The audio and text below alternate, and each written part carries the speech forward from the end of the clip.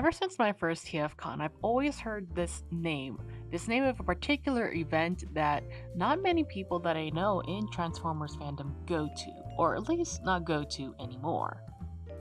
All I would hear and read about it is a number of various rumors, hearsays, and happenings of the past, giving this convention a kind of notorious reputation. The only positives I would hear being about exclusive figures. But other than that, it was a total dead event no one goes to. But my curiosity got the better of me, and so when I saw there was Artist Alley openings for this event, I decided to sign up. And that event is BotCon.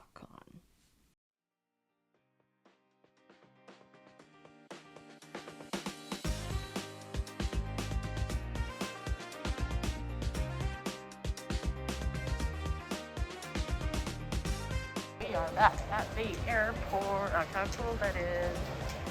I checked my bag, so I'm ready. So I got my carry-on and my personal backpack. All I gotta do is head down over there. I'll show you when I flip the camera. And I'm on my way. So we're heading out to where I gotta go on. This is so cool.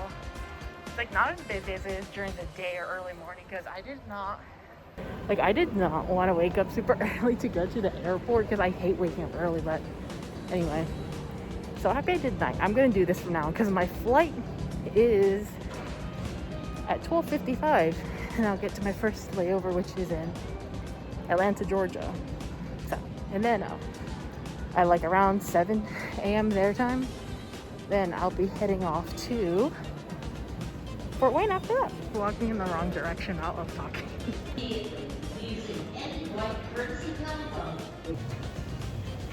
No, we're straight. Now we're straight. Oh, yo. I'm like not looking very peaked, but whatever.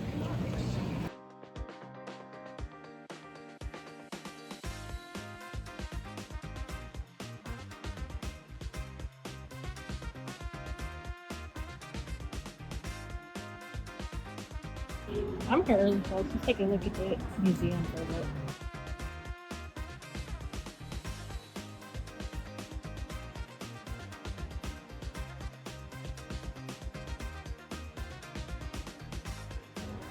So the Hacia of the plane, basically, two guys flying right there without touching the ground. Like, how's that possible? That's crazy. Like, so it just didn't stop. It just kept going. Like, honestly, that's amazing technology. Sorry, I don't have anything really deep or really technical to say. I just think that's really cool. Like, can you imagine being on their plane for 64 days and that's your plane? And this is the car that we used to check if they didn't stop flying. That's kind of really kind of like Ford Thunderbird's like one of those cars that people are always like, oh yeah, that's my favorite like vintage car, but not to join the crowd, but honestly it's always was my favorite too, like the Thunderbird. It's a very classic car, okay? And those white wheels too. Man, if only flights were still $27.50 to LA to Vegas. I think it's like sometimes, well, I know on Southwest it's like sometimes like 70, 90 bucks, like at the lowest. Can you imagine $27.50? But I mean, of course, adjust for inflation is different, but whatever.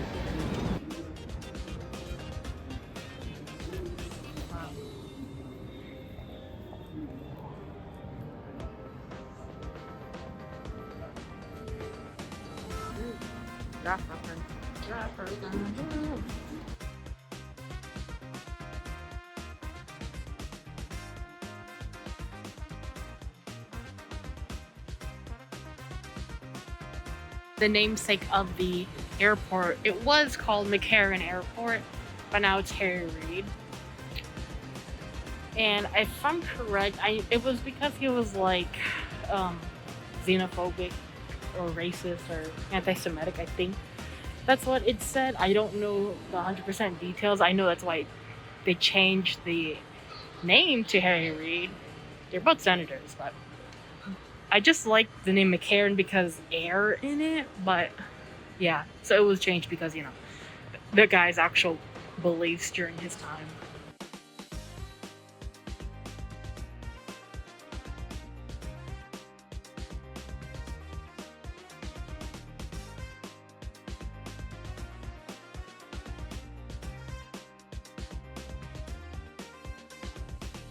We are so early, guys. It's 10:37 and my flight's at 12.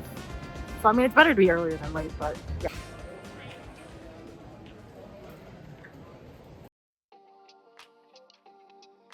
Okay, so this is like my first time flying Delta, as when I go to these conventions, I want to try different airlines to see how they're like.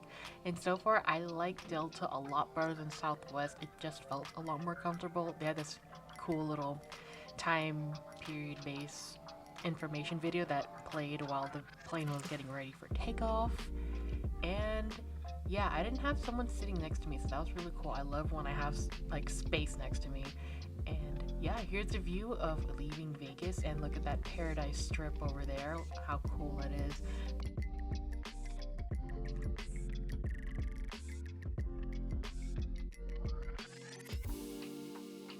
And now, since I can choose my seat, since I'm not doing Southwest anymore, since they don't do their 2 free check bags, I chose window seats. I'm always going to choose a window seat. I'm not going to let what happened in Baltimore happen again, where I couldn't look out the window. All window views to me forever. Yeah. It's like, look how gorgeous it is being in the sky. But that's what also kind of made it sad for me, as like when the lights of the Strip in Las Vegas faded out, because I know what it looks like generally, right? It's kind of that I wish I was able to see what everywhere else looked like. Like, there was just a lot of glowing lights, and I would just be pondering, like, what kind of like lives are people living? What kind of landscapes are we flying over?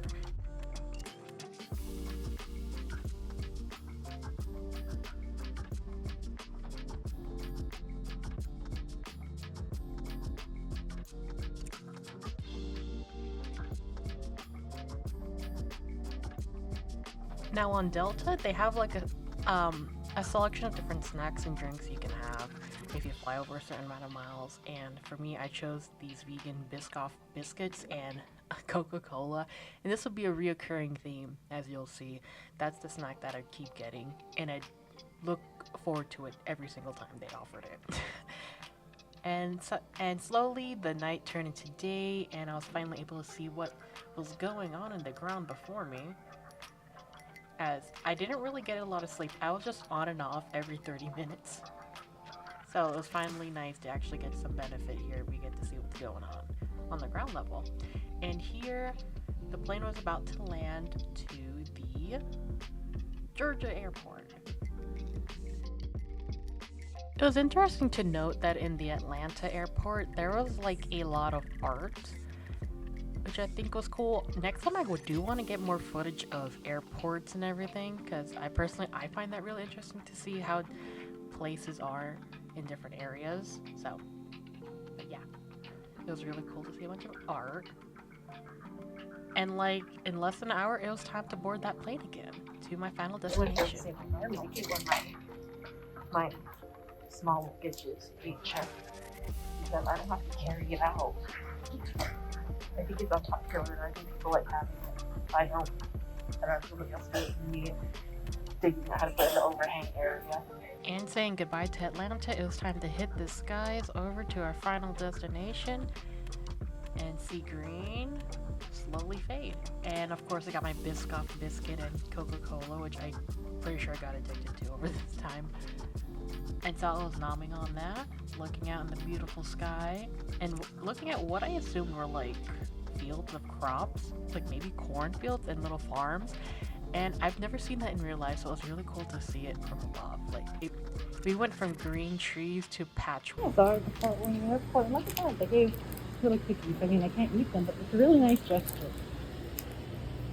Then it was time to call over an Uber and get driven down to my hotel to drop off my luggage. And wow, Indiana is such a pretty place. Like, look at all these cute houses. Hey, we are here at the hotel. Let's go. I'm just walking around the corner.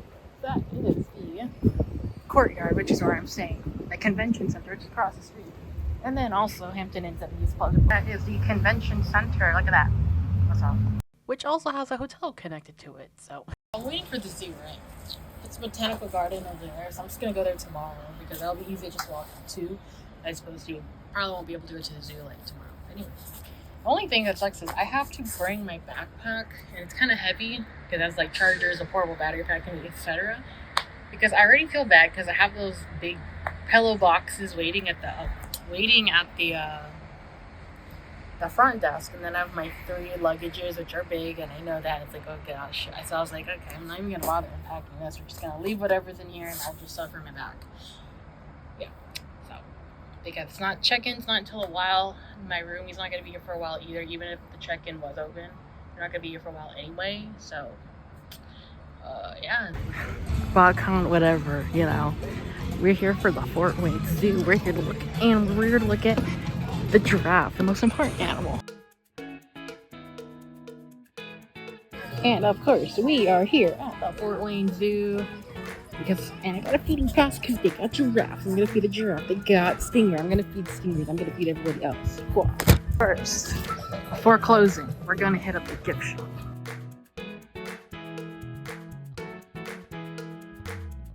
Me when I. Oh.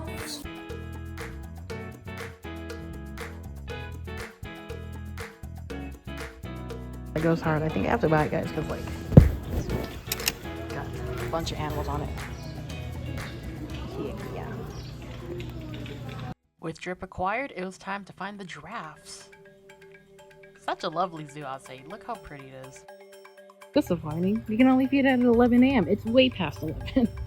Okay, one animal down I can't do the feeding with. Let's go see the other. Hopefully the giraffe is down.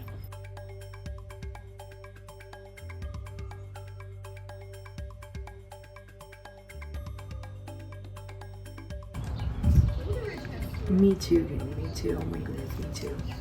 Me too. Color, guys, watercolor, I think.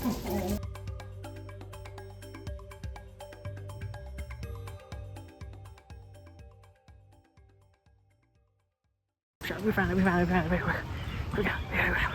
And of course, I brought my disgusting giraffe fetus light long here. Because I had to get him in giraffe because he's a giraffe, and you know how it is, so. Huh? You want huh? You want me to take a picture? Oh, yeah. Thank you. I know I'm not supposed to pet, so I'm not going to, but the temptation is there. And with that, I was happy. I had mission accomplished already. I fed a giraffe, and I would definitely do it again. And I kind of just hung around because I love giraffes, so. Honestly, I spent quite some time at the giraffe area here, and I didn't get it on footage, but I was able to call one of the other giraffes over to the platform by like waving lettuce. It was really cool.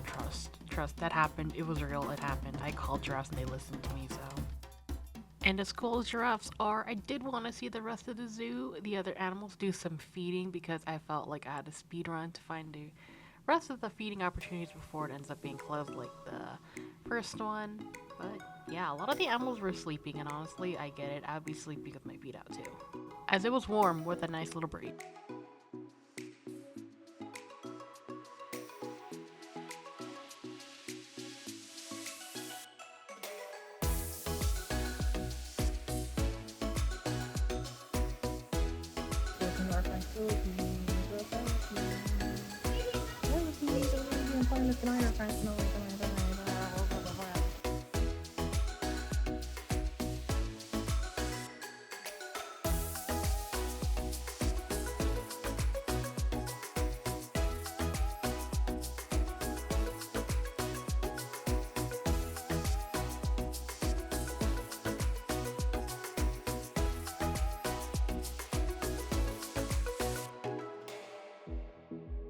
Anytime I go to a zoo, I always want to see gibbons because gibbons are like one of my favorite primates alongside with stump-tailed macaques. Honestly, I'm not a fan of orangutans. I don't know. I just feel like they're so overhyped or whatever.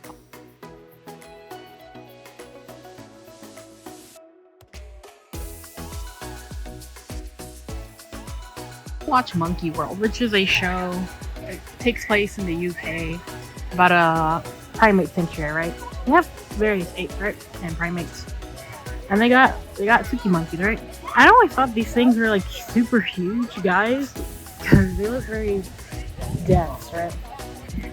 But Suki monkeys are actually very tiny little guys. It's like they're probably a little bigger than my hand, not that much. After judging some primates, I headed over to try to find the stingrays because I really wanted to feed them. Got Dole Whip. I don't know why I always get it because I always regret it. But then I found the stingrays. Now, cow-nosed rays are one of my favorite animals. They're so cute. The first time I ever saw them was at Aquarium of the Pacific. So I was really happy to find here that I can actually feed them. So using the pass that I bought earlier, I fed them like 2 portions, and they're greedy little monsters. Unfortunately, I got this really awful angle. I thought I had my phone angled up so you could actually see me instead of just seeing the leg from my pants and whatever, which sucks, but whatever.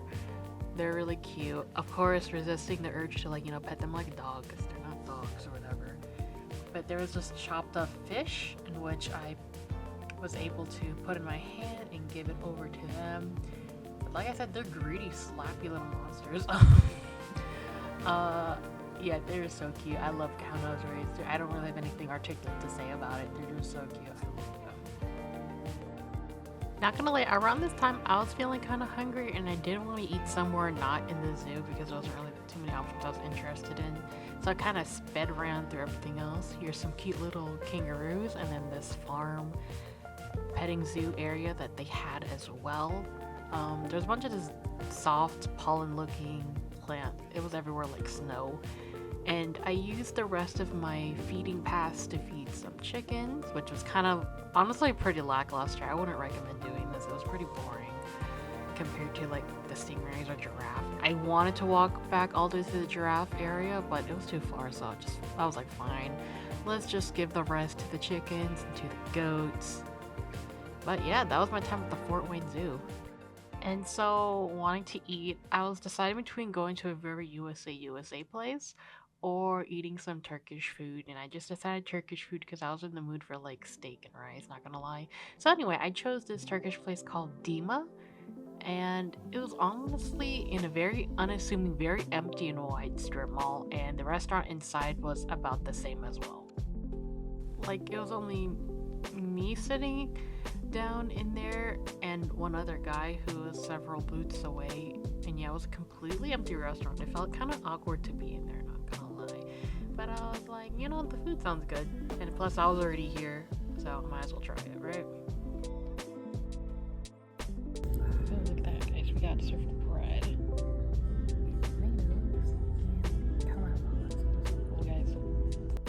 This was what I suppose was a freebie appetizer they just gave with every meal, I guess?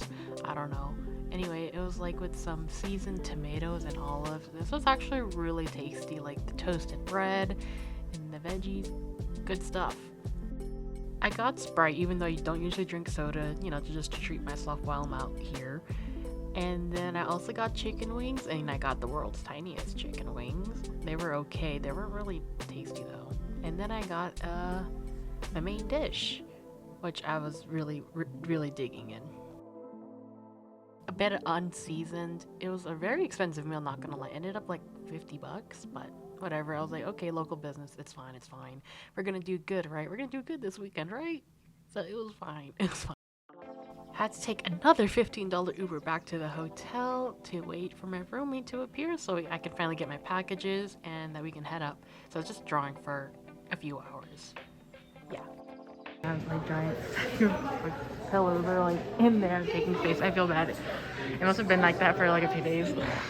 Have our BotCon room. I am rooming with somebody, so not by myself because that's crazy money.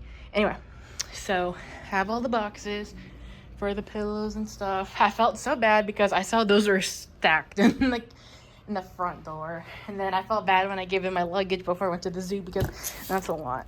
But anyway, standard room, I feel. And honestly, it's kind of like Baltimore in that there's a sports arena, baseball area like across the street. So there's that going on, but then also there's a car show going on, and then there's BotCon. So there's like a hub of things going on. So that's crazy. Here's the outside view. We're looking at a wall to a place. It's not as like swag as the one in Baltimore, but we got brick walls again. And yeah. And a little bridge to their building.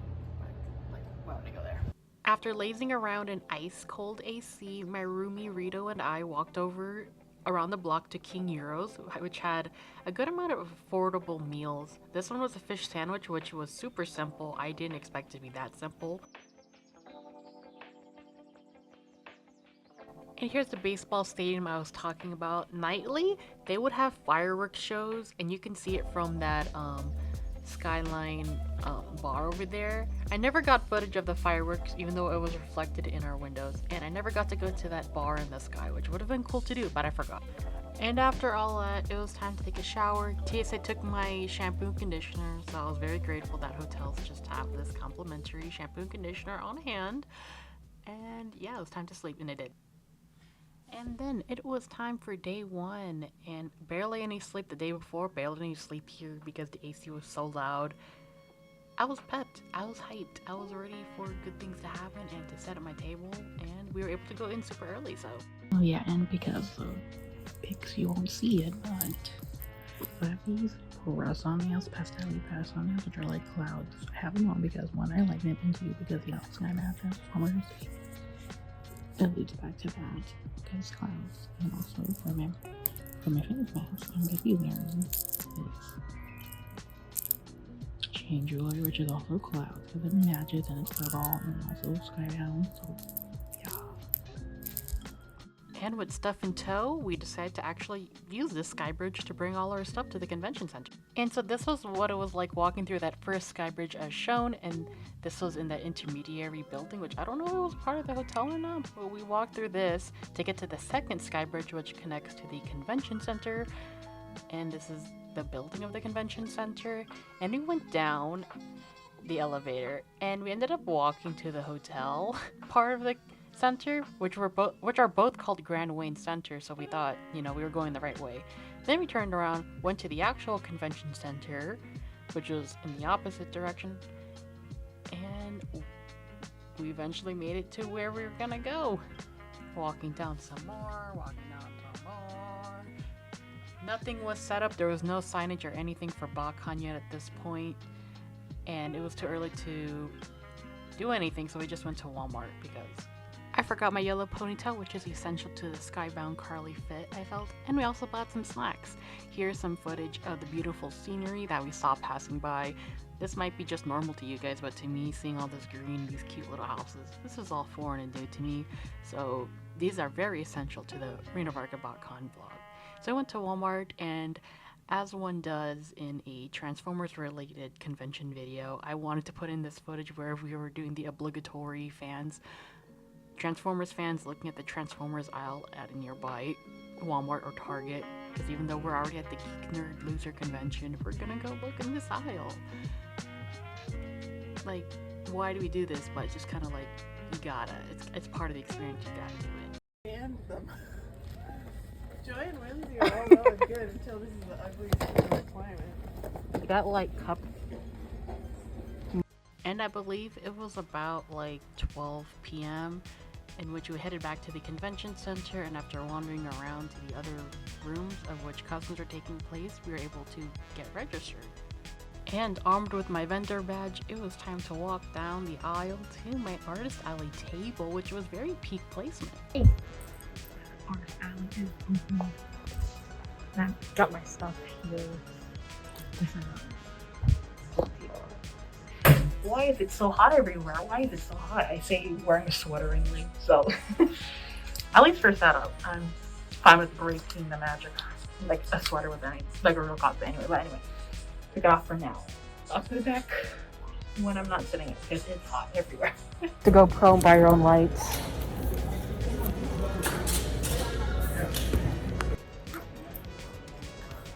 It is 3 p.m. Well, it took me like 4 hours. Geez. I think I started about like 12 doing this. I mean, I covered it up because I'm back. Because I think the last thing I'm gonna do is put stickers. I need a break and I want boba tea before I go to this. So, yeah. With my table mostly done and setup being closed at 11 p.m., I decided to go with Rito to a 10-minute drive over to Hoshi Hoshi, which is a boba place. I broke my non-dairy rule by buying a taro coconut boba with Oreos, but it was really tasty and I wanted some comfort drink. So armed with the boba, we went back to the hotel and I walked back to the convention center. Almost done with the setup, and I will go over all the details later. But right now I'm just putting plastic clear hair ties on the nail polish arcs that I'm using to display my stickers and bookmarks. So they're all like keeping to, well, each of the stickers keep to their own place, and the clear plastic is so that it's not like super noticeable, and I can adjust it for whatever sticker size I need. You get the idea, you get the idea. I don't need a formal vision for you. And after setting up a little bit, I decided to head over to the BotCon store, of which I wanted to pick up the exclusive YOLO Park figures, the Sound of Music, Glyph, and Sound Blaster, but especially the not Ladybug, Cliff Jumper. Put a pin in that. What I wanted from the BotCon store, which was the Sound of Science, Sound Blaster, and Glyph, as well as Cliff Jumper. I got two because Vicky Cat Biscuit will kill me to death if I don't get her one. But I got a Cliffy here, and there's been some issues online because she was originally called Ladybug, but now she's Cliff Jumper, and since people are Cliff Jumper phobic, they want female Cliff Jumper to explode now. But I feel like it was part of the lore reason we were introduced to this character as Ladybug, so we're about to find out, because I think there's like a comic in here that has a story. I read the comic for this, and I'm speechless, but not in the good way. I'm just speechless. I don't really, yeah, so I'm gonna let you guys read it. Like,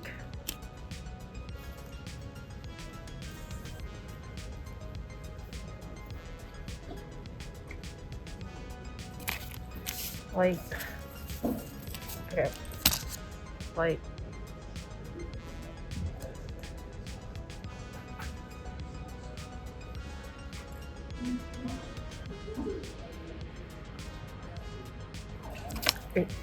and that's the whole story, guys. Like, what was, I'm sorry, but what was that? Like, I was gonna say, you guys, okay, so a lot of people have been really upset on like Twitter and Facebook because this character was supposed to be called Ladybug, right?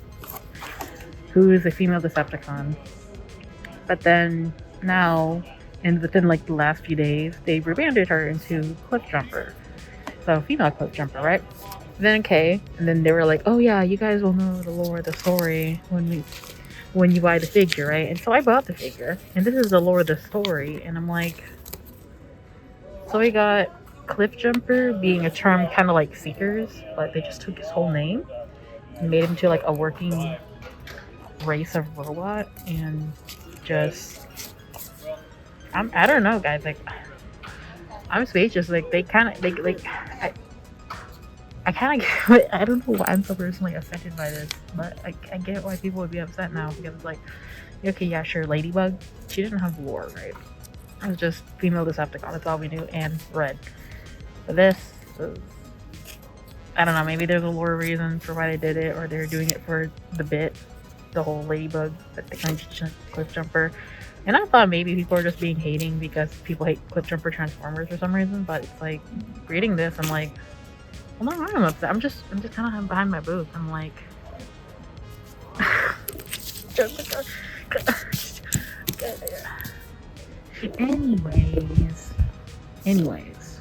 anyways. So like, I think to build a figure, it goes like $30. So I mean, I'm just gonna pretend I didn't see that and go ahead and think of Ladybug and Cliff Jumper Girl as two different characters, and make a bunch of stories about it because I read something and I didn't like it. I didn't like it. So I'm ignoring it. Just kidding. They can take the story back. I didn't read it. Ladybug is my character now. So yeah, I don't know. I'm just sitting here like I have no words. Now I'm mad. Like, what the heck is that, man? I can't even say John Asbro this time, but because BotCon not John Asbro, but like, I mean, they could have done something cool with the female Cliff Jumper, but it's like, okay, just whatever, fine. Like, but I don't, whatever.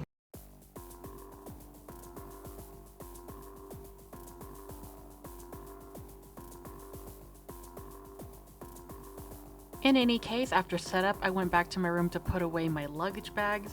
Then I headed back to the convention center as I had to meet up with some folks to put together our Stamp Rally prize kits. Okay, so an Artist Alley Stamp Rally is basically when you have a small group of artists who come together and want to do this collaborative thing where essentially each artist in the group makes a piece of art and all agree upon some set rules in which attendees will have this card in which they have to get a stamp at each artist station for spending a certain limit, and when that attendee gets all stamps from all the artists, they can redeem a prize kit. And the theme that I chose to be was basically dubbed Bugging Out, in which us artists would draw the bug characters and bug characters. First bug being the Insecticons, which are Kickback, Shrapnel, and Bombshell, and then bug meaning like Volkswagen Beetlebug car, those characters being Bumblebee, Glyph, Ladybug, and we just threw Cliff Jumper there, you know, for funsies. Let's invite that guy. There are reasons for this thing. The custom class that was going to be done on Friday was going to be based on one of the Insecticons, and that two of the BotCon exclusive characters, which were Glyph and who was known as Ladybug, now female Cliff Jumper, were both BotCon original characters, though the Cliff Jumper is not an original character anymore. But yeah, and I thought that those themes were neat because, you know, bug, Insecticon, bug, car. So yeah, that's what our art pieces were based on. Not were going. They were based on it, but yeah, it's done. Anyway. And I made this little video advertising the stamp rally.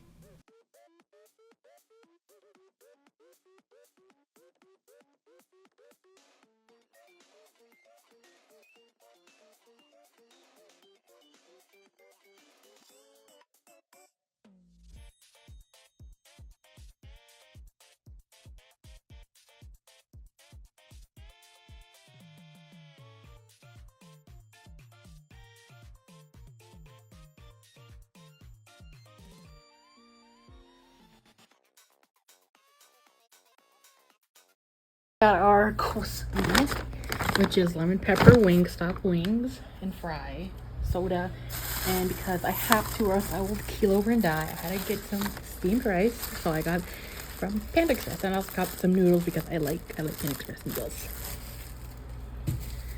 Guys, you see that, chat? That's what you call peak.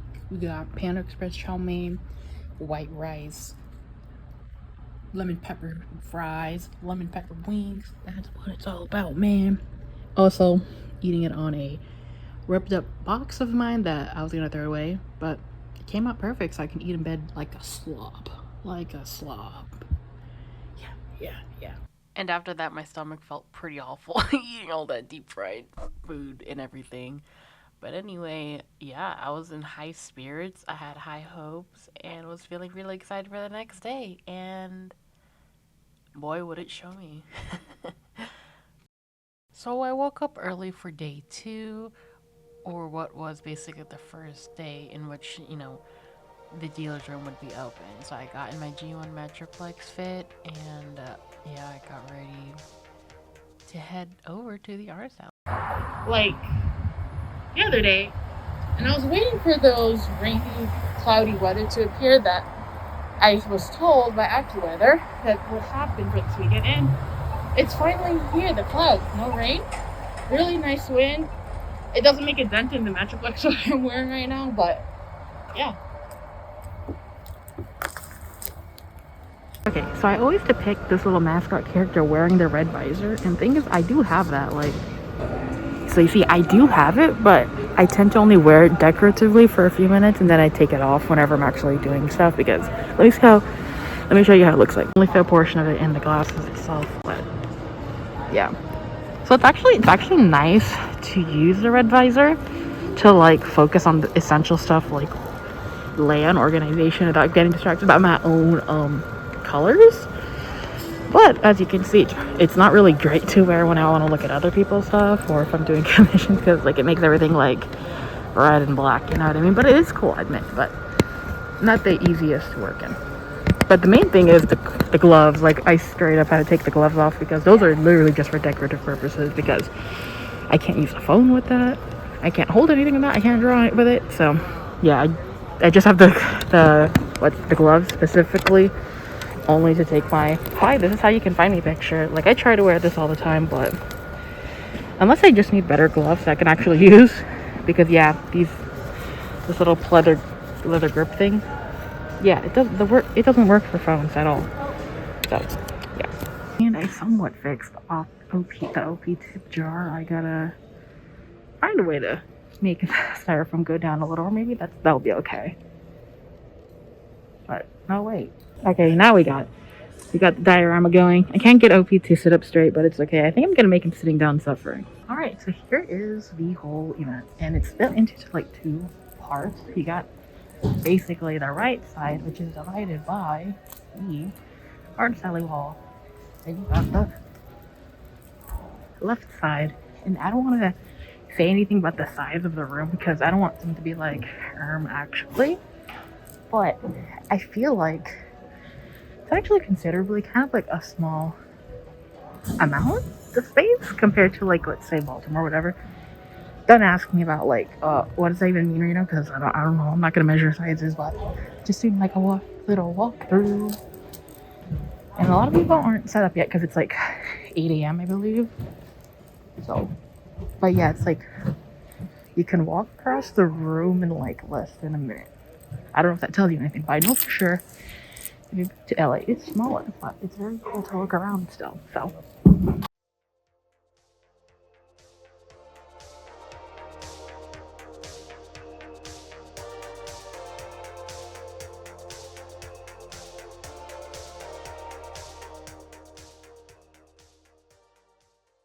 Here's my view from the back side, and yeah, it's kind of cool because we got so much space. Like, I'm out here like, oh my gosh, got so much space. I think at LA we got like the space in behind was probably at most half over here, if I remember my own video correctly. It was probably like half, but here we got like double the space, so like it feels really ample. I mean, it'd probably be more so if I don't have like pillows or whatever, but you know, whatever. Like, it's nice, it's not crowded. I'm not gonna be behind a queue line, right? So yeah, and I'm just social media maxing. Gotta make my posts so I can get going.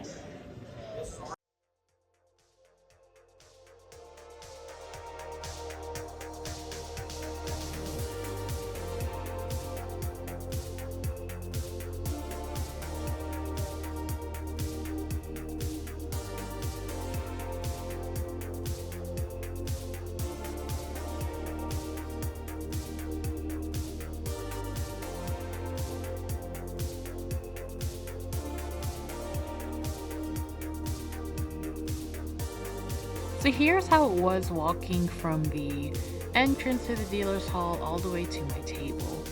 And as you can see, you know, as I was showing earlier, the split of the room. And while most other artists had their table against the temporary wall, mine was actually facing outward, like as the audience would be entering from the entrance, which normally would be a very peak, very awesome table space. Or at least it would be if this was a different con. Okay, so it's a little after 9, and we were given these little pins to give out, and we were allowed to like set our own rules for these. So I got like a total of 9. I'm gonna keep myself. So these are like little pins to give out when people buy something. And in case, oh, this is SG Jazz. What's actually your little sticker of? It's this guy. Like of all 3 colors, right, for Artist Alley. But yeah, it's SG Jazz here, the edgy jazz.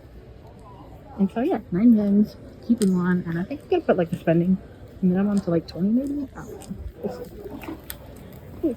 Not gonna lie, when 10 a.m. hit and early attendees were allowed in, it was honestly pretty apparent that the show was gonna be super slow. Like, usually when people enter for early access, of course it's for figures, but it's like if you've done Artist Alley for a bit, it's like you can feel it, like you just know. So since I had no real activity going on, I decided to get up and walk around while I still had the free time. Guys, we got our first toys of the con other than the exclusives. We got BotBots, and it was the same from the same vendor who sold me Gigastorm in LA. So I was really happy with that. It's like, oh, he even has BotBots and very exclusive things like the Roddy Donkey things and the ugly Fort Max. But like, he was also into BotBots, which was cool. And then like the vendor next way, he was talking about how he was gonna make a 3D sculpt of Jacqueline from the BotBots Netflix show, and I was like, oh my gosh, for real? Because it's really rare that anybody acknowledges that show ever. Like BotBots in general, nobody talks about it, but the show itself, it's like, oh my gosh, it's like that was awesome. I was like, oh my god. And yeah, so I'm trying to open these, but of course with these sleigh nails, I can't really do it, and I don't want to like risk popping my nails off. But I'm slowly picking at them, and I was trying to find if I can get all the original lot, because my main thing with BotBots is I want to have the original Lost Light group, not Lost Light, Lost Bots, which is I think 13, and Mini Cake isn't one of them. And I'm pretty sure the blue one, she is the one with the, I forgot her name. I think her story is like she has like little magical herbs or something like that. But she is a bot based on the little kind of low effort picture book they had. They had her as one of the lot bots, as well as in the sticker book. I'm trying to open it, but you know, like I said. But anyway, that was really cool. I was like, oh my gosh, people know bot bots. That's so, yeah. Can you pick it out, or I can pick it out? It's up to you. Yeah, what's up? A new development. So apparently, not explained to us, but we have these vouchers where basically, yeah, they gave these blanks. In which, from the blanks, we can do like a little sketch commission. It's kind of like one of the things like, it's kind of like how TFConLA, they had those sketch cards where it's kind of like we wish they would have explained prior. But to me, I don't mind because that means I'm making money because nobody else does. Well, not nobody, but like most people don't do traditional art, so whatever. So I'm doing a pencil sketch for these ones for like, yeah. Because I'm like, why not? So, here we go. Let's go. But soon it came time for the one panel I was super interested in seeing, which was the metal Cardbot panel. And so I made a whole Twitter thread, well, live Twitter thread as I was there, typing down the information that was shown and said, because I had multiple people asking me to do so, which was very interesting. And so, while I say I'm interested in metal Cardbot, it was up until then I didn't watch too many episodes about it or engage in fandom, just because I really wanted to log in and finish some Transformers art I was getting done for this event and all. Because for me, it's hard to focus when watching shows because I end up just watching the show instead of doing productive work, right? So I can't multitask that well. And so I didn't know the whole localization and naming in regards to these characters was such a hot topic in the metal Cardbot fandom. I kept seeing when people would share my thread elsewhere, people were like upset with that, and that the fact that the English dubbing wasn't anything new or different as what was shown, which is apparently known to be very icky and bad, and people don't like the English dub as is so far. Because people are like, hey, since they showed you like the first episode, what was the dubbing? And I'm like, I think it's just the one that's posted on YouTube.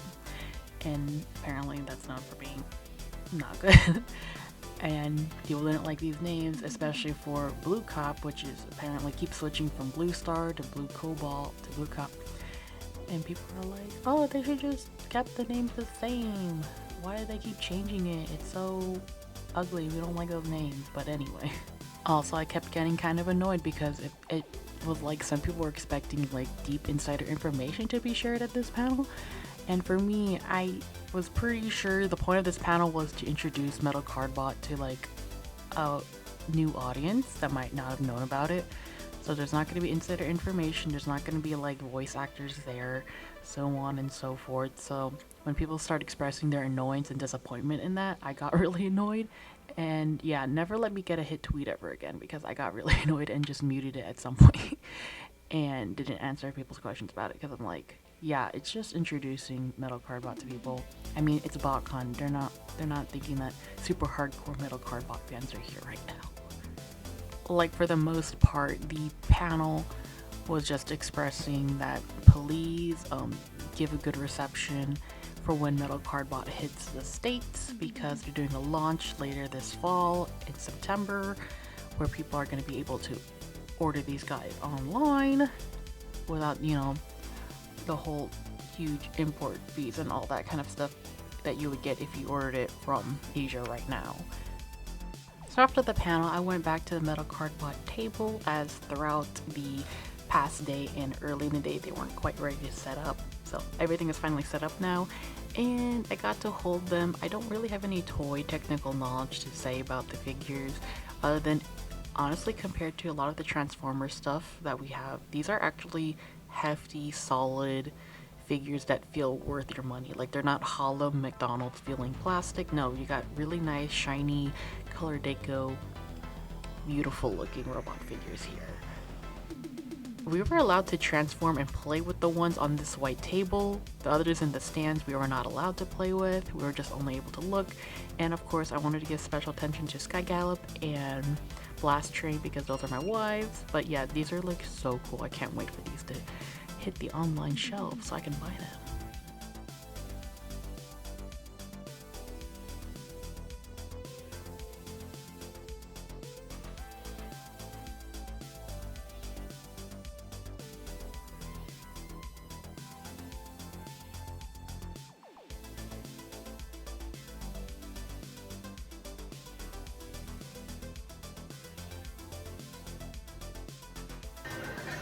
Dude, that was so funny. Like, on the overhead, they're saying, like, since it closes at 6, they're like, yeah, vendors, you should head to the back of the bar to get yourself a drink. You have had a long day, at your expense, of course. So I don't have any footage for this part, but it was nearing the time for the dealer's room to close, and there was someone selling a bunch of Cybertron Metroplex. Like, they had like stacks of this, like they had a whole wall of this guy, right? And I was going back and forth whether to buy it or not, because I'm like, I flew over here, so I don't think I can fit that whole big guy in my luggage case. Plus, Cybertron Metroplex is not my Metroplex. He's like not the guy, he's just some guy, right? To me, they're like different guys, right? But so I was just like, should I get it? Should I not? Should I get it? And I knew in my heart, it's like, if I have to ship this guy back home, it's going to be like not worth it, because the one who was selling this was selling these Cybertron Metroplexes for $80, which is like a good steal in my opinion, right? But I have to ship it. That's gonna bump it back to whatever the retail is right now, right? But and knew in my heart of hearts, I was like, this day was so slow, and I knew in my heart, I was like, that's not gonna change. Part of me was like, I wanted to get something that was like a little special for me as a little pick-me-up.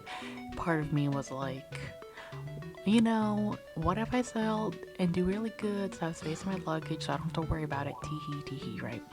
But anyway, I was like, okay, I bucked up and gave $80 to the guy who was selling this, and I bought one of these, right? And when it was closing time, it was actually drizzling rain outside. So Rito and I, we were like, we don't know if it would be a good idea to just drag all our stuff outside, because they had a cart of stuff they wanted to bring back to their room, and I had this giant box of Legacy Metroplex, right? And we were like, okay, let's go back on the sky bridge, even though it's pretty inconvenient to use it. We'll just use that because, you know, no rain inside the sky bridge, right? So we went back in the sky bridge method as shown earlier this video, but of course in reverse. And we were doing this along with 2 other people, right? And as we're going on and on, right, we were in that second building that we went after crossing the sky bridge from the main hotel, right? And so when we were there, we couldn't find the doors to go back. Like, the way that we went to, the doors were locked. And it's like we went up the stairs, down the stairs, just to find like this door was locked. And so Rito and I were thinking, and it's like, well, we could either try looking around for another door that's open to get back into the hotel, to go across that sky bridge, or we can just make a run for it back. And so we just decided to go make a run from it, now at a distance further away than if we just crossed the street back from Convention Center to the Courtyard Hotel.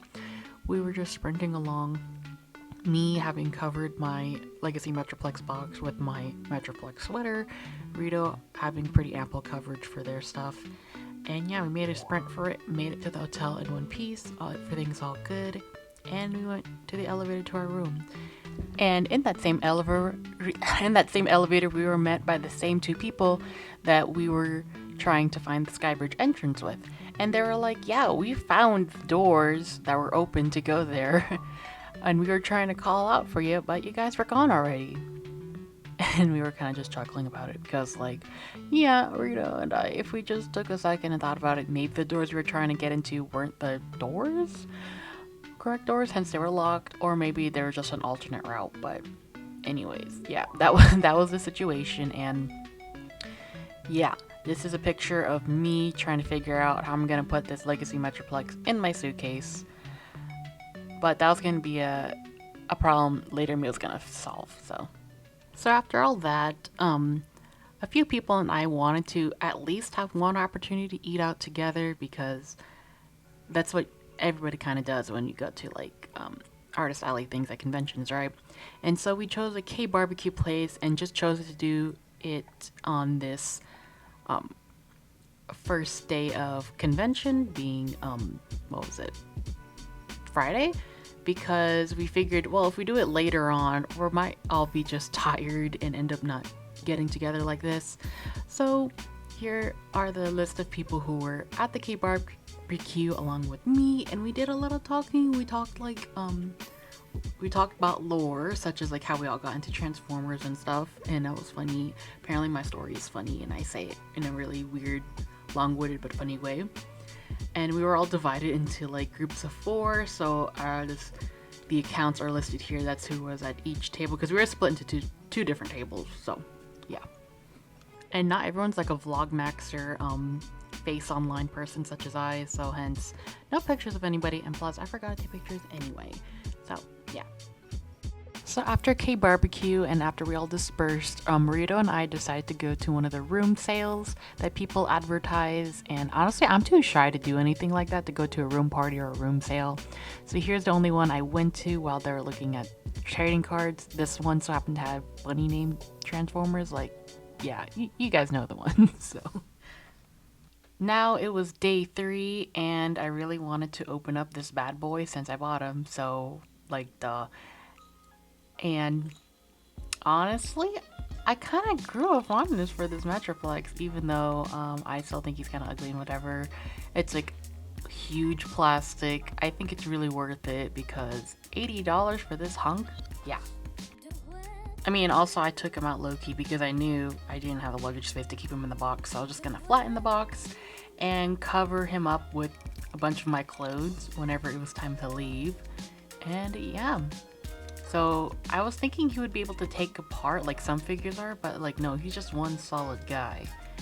And as I was bullying him, I was like, you know what? No, he's actually really cool. He got this giant saw thing. I know his alt mode, that big industry saw, mining saw thing, but like you can kill somebody with this, and that was pretty cool, not gonna lie. Okay, so it is, what was it? The third day of the event. And it is bring your kid to work day, because I bought this stupid, ugly, not Metroplex. And then my fetus giraffe son long light and, no, light long and long rack. Even though, yeah, I've been actually bringing this Eat bag around. I just wanted to show it this time, so yeah. And so I walked in the lightly sprinkling rain with Metroplex out, because apparently, I guess at this point I didn't care if it got a little water on him. It's not like he had electrics anyway, right? He was fine, he lived. And I made him get to work at my station. Like, I'd put him there whenever I wasn't there because he needs to work for his rent. Got this print from Linka and this charm from Duander. And yeah, I was bracing myself for another really incredibly slow day. And I spent a lot of time just kind of drawing in my iPad, thinking of new prints and stuff to make, because sometimes there's nothing you can really do on these really slow times other than do that. I walked around a bit and I looked at the cosplay panel. It was honestly really cool. Like, I love seeing other people's cosplays. And there was like a lot of variety here and interpretations of characters. It was really cool to see. I think my favorite cosplay of the people who ran in the competition was the Skywarp cosplayer because they had really cool lights and such. Like, look at that. And I'm pretty sure the people who were judging the panel were at TFCon Baltimore, as I'm sure the person dressed as Ape was the one who introduced the idea of going to BotCon as Artist Alley. Like, yeah, I think that's the guy. Okay, so the con has been abysmally slow. And I have a lot of thoughts and feelings about it that I should probably take a bit after to think about before I say it. But, so, basically, I haven't been feeling that awesome, right? But, one really nice thing. So far with TFCon and now BotCon, it's like online people hype about Skybound all the time, but like in person, hardly anybody knows what I'm talking about when I'm talking about Skybound. And I have to constantly explain what some of my fan art and stickers mean, but sometimes it doesn't even connect, right? So, you know, I was just sitting here, waiting for things to happen. But there was someone who, like, I forgot how they look like, but they kind of like this. So they had, like, curly hair, right? But then they had, like, this black visor with, like, wires dripping out and, like, dressed, like, in a long trench coat with, like, military badge thing, right? And of course, they're dressed like Skybound Megatron, but it was so swag, it was so drip. I had to, like, oh my god, what the hell? I had to, like, I don't know, it was like, it kind of made my day because it was just so cool. Like, I didn't take a picture of them, but I think they said they're gonna be at TFCon Chicago, but it was so slay, it was so drip. I was just like, yo, I was like, wait, hold up, you look so cool. I can't believe there's another person who knows what Skybound is, and your fit is insane. The fit was crazy, and I'm telling you guys, it was crazy. And then they were saying, like, how big for Chicago, they were thinking about getting, like, a laser beak to put on the shoulder, and I'm like, oh my god, that would go insane. That would go insane hard. But anyway, yeah. So after day 3, I was feeling super dejected, and even though I wanted to go to the TF1 panel, I was kind of like, I don't want to hear any more negative news. I don't want to hear it confirmed that TF1 is canceled. Another one of the various Transformers projects which are canceled. So while I did have curiosity, as I felt like maybe some NDA stuff was going to be shown, I just decided to go with Rita. Like, immediately right after the day ended, I just got up, went with them straight away, and went to King Heroes again to go eat, because I just wanted to go eat and then chill and then just be in my room and play with toys to feel a little better. So we're at King Heroes, and I decided to go get a charboiled half chicken with fries and a drink, even though we were gonna get boba after. But then it turned out the boba place was closed, so we didn't get boba after. So we just went straight to our room in the ice cold AC, and I decided to play with toys. And also doing this because I already knew I had to flatten my boxes, even though I don't like doing that. I was just kind of like accepting the fact that I would have extremely loaded heavy luggage, as it would not be any lighter than how I left. In fact, it'd probably be a little heavier, but yeah. And not gonna lie, I think as far as Transformers figures go, I really love blockies, which are not blokies. I've been saying blokies, but people are like, no, it's blockies. So I've been liking blockies and not these Yellow Park figures, just because, I don't know, I like the fact that you can put it together. And while for Transformers figures, I really like it when they're able to transform, even though I don't transform my figures. I'm fine with Yellow Park ones not being transformable. Because anyway, I tend to draw with characters in robot mode anyway, and I think this makes it more price effective. I mean, I don't know if I would say that about these kits, because not Ladybug, Cliff Jumper here was like $30, and the Sound of Science Glyph and Sound Blaster was like $50. So I wouldn't say it's affordable, but I mean, I think they're fun to put together and to hear the little snaps. So and it was day 4, the final hour, or rather, the final day, and I dressed in my, what was it, Generations Metroplex fit? I forgot right now. But anyway, I dressed in that, and I was kind of just playing with toys, because I felt like, that'd be the thing to do to make himself a little feel better. Yeah, so there's Ladybug sitting on the, oh, not Ladybug, there's Cliff Jumper sitting on the phone, and I was just kind of messing around with the exclusives. Like, I don't know, I really like convention exclusive figures. I mean, not if they're over $100, but since these were like more affordable, I don't know, I think they're fun. And yeah, it was time to walk over to the convention center, and I was just kind of giving a gander around the area since this would be the last time I would see it like this, right? Not gonna lie, I was just kind of like bracing to grin and bear it however the day was gonna turn out. I took away the tip jar because I was like, if people didn't want to buy my art, they're not gonna want to do the tip jar thing. So it felt embarrassing to keep it there, so I put it away. And of course, as it was the previous days, soft dad rock was playing over the speakers. Music that would definitely get me copyright struck in within like a second or so I'm not gonna play the audio that was here. But yeah, that was the music that was playing throughout the event, just like 80s soft dad divorced police officer music.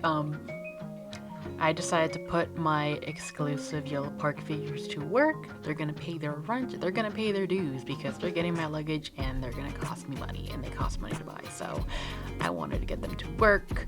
Glyph and not Ladybug, Cliff Jumper sitting on the card over here for the stamp rally. As you know, as foot traffic was very slow, so was the amount of people who were like wanting to join the stamp rally, and I'll talk about that more later.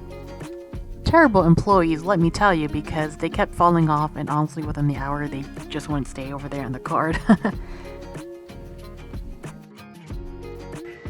Alrighty, and it is the final day here. I'm just gonna try to make the most of it. I mean, like, if it's not really busy, it's fine, because I've been trying to do this thing where you kind of like reframe negative things, right? So like, for example, if you go to an event, right, just like, let's say a learning class type thing, right, or a lecture, and like no one else is there but you, it's like, yo, that is in fact a private list.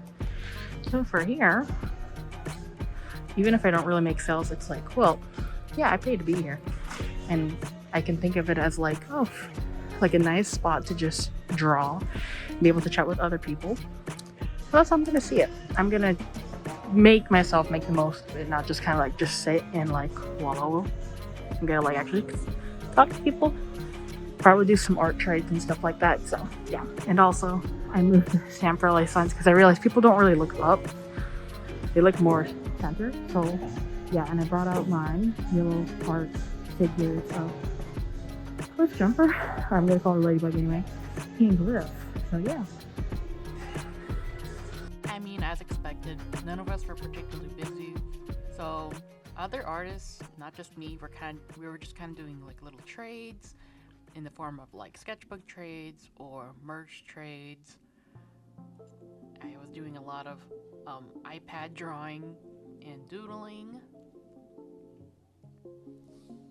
and just aimless wanderings to, you know, shake off the nerves of everything.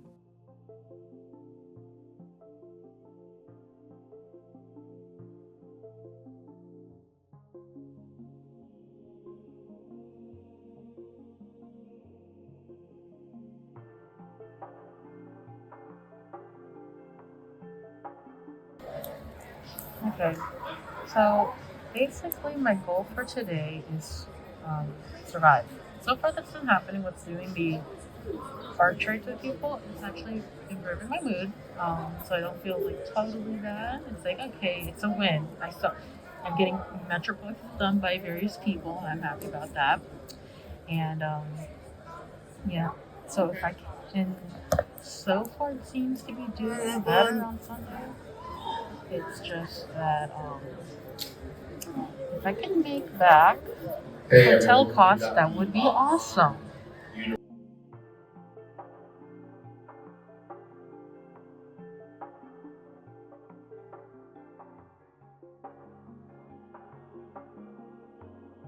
While I was wandering around, I was asking other artists how everything was going for them, and everybody reported the same thing, that while staff is nice, people are nice, vibes are cool and everything, foot traffic and sales were extremely slow and below what they would want to expect.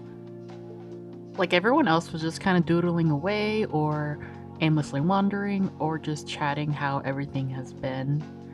And yeah, honestly, we were just kind of doing like a feedback loop of everyone kind of saying the similar things and everything. So I guess the good thing about it not being super busy is I get to talk to more artists, right? And I got to actually talk to Aaron Archer a little bit. Like, the TFCon, he's always so busy. I never seem like without a line. So that was cool. He did a little sketch in my sketchbook for me. That was cool. And he also gave me this. And he seems like a really cool guy. Yeah, just, I've always seen him for the last few years. Just never got to say words. So, but yeah, because it's very slow here. So I think it's really cool. I appreciated it a lot. Then I headed back to my table, did some sketch trades, went up to pass them to the people who they were for, and wandered around aimlessly again. And it was just hours of doing this back and forth. Like, it was like this the previous 2 dealers hall days, but it was really the 4th day where it was just like everything was trickling to a very, very slow halt. And I, as well as a number of other artists in Artist Alley, were just happy that the dealers hall would close early, as opposed to I think 6. With the previous 2 days, it was going to close at 3 o'clock. And I believe this is my last round of doing that, as I decided to just, like, last 30 minutes just sit at my table and chill and talk to my immediate table neighbors as I watched various vendors pack up early. Right. So, end of the last day. As you can see, most of my display didn't really change at all. I didn't have to restock anything because I did not really have that many purchases done here. I did not break even. I'm still in the red by like 50%.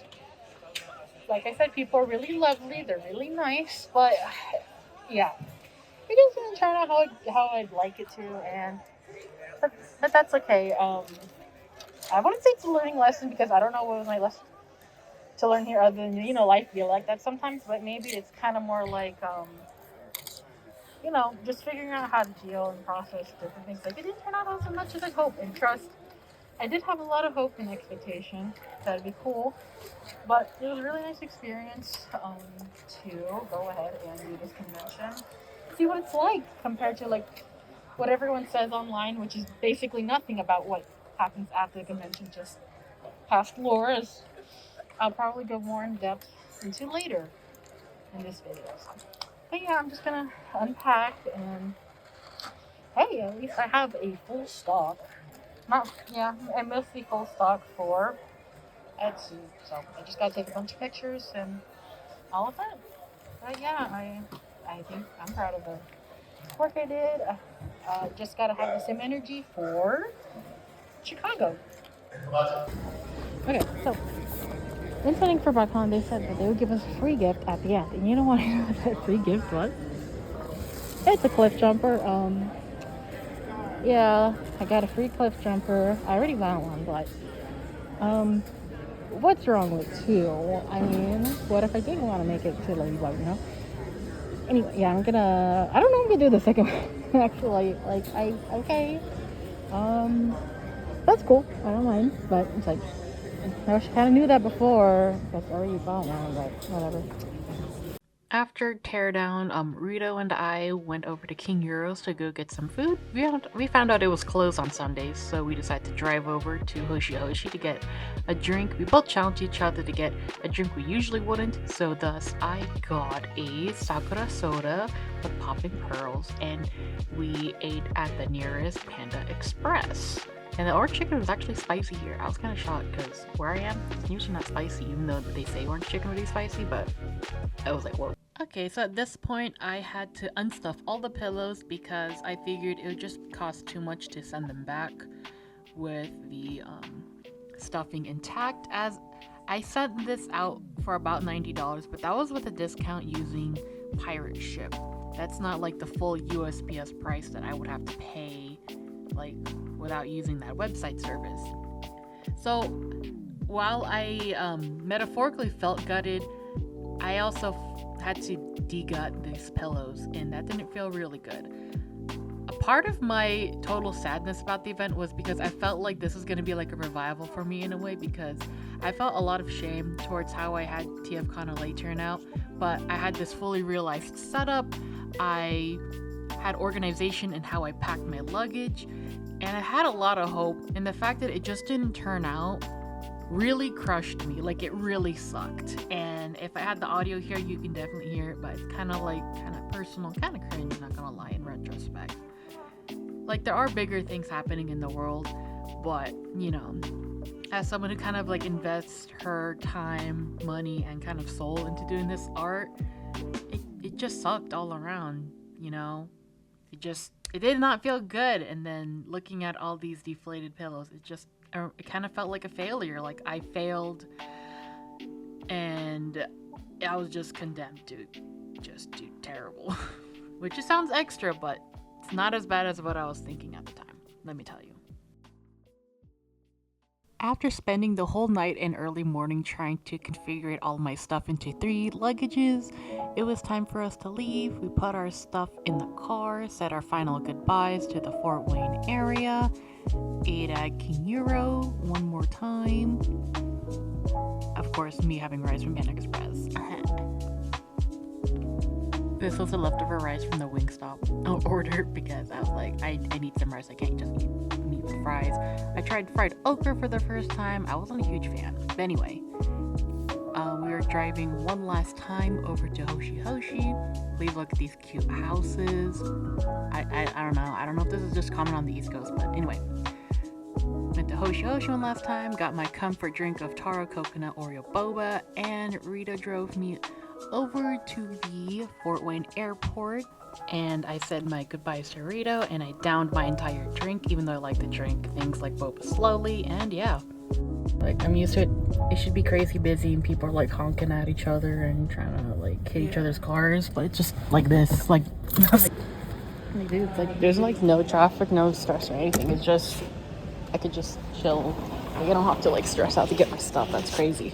I got my luggage and I didn't have to rush or follow myself out of the car to get in here. It's just easy. Oh wait, gotta go back drop. Okay, so I got my first pat down. That was crazy. It was because I had like a clip in my hair and they suspected metal in my lip where the cinch part of my pants are, but it's like I don't have any metal in it, just like a cloth. It's like a cloth thing. Like, there's no metal in it. But it was like I didn't mind it, but I was like, I wonder what red is metal in my waist. Like I don't have anything embedded in my skin or anything, so I don't know. Anyway, so when I see like FWA, which is it's supposed to be Fort Wayne International Airport, right? Well, I read FWA as Faru Week Atlanta. And that's funny because this flight to Delta for the layover, it takes me to Atlanta. But FWA is Fort Wayne.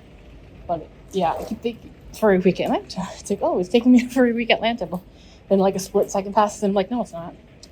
The thing is, I do actually want to go to FWA. FWA being Faru Week Atlanta. I think that'd be very cool. It's just money.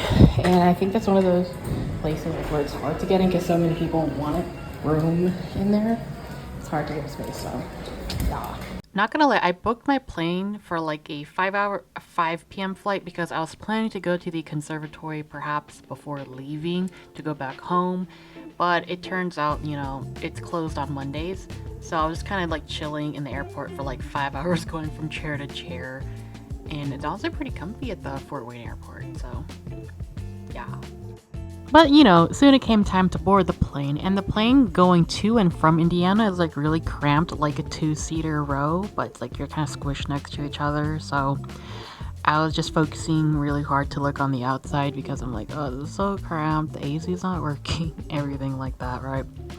And I was just admiring the view because, hey, it's not nighttime, it's daytime. And I knew the good chunk of my flight was going to be during the night going from Atlanta back to Las Vegas. So I don't know, guys, just enjoy the view of the plane because this is a very important part of my vlog, by the way. You know, the non-transformer stuff, very important stuff.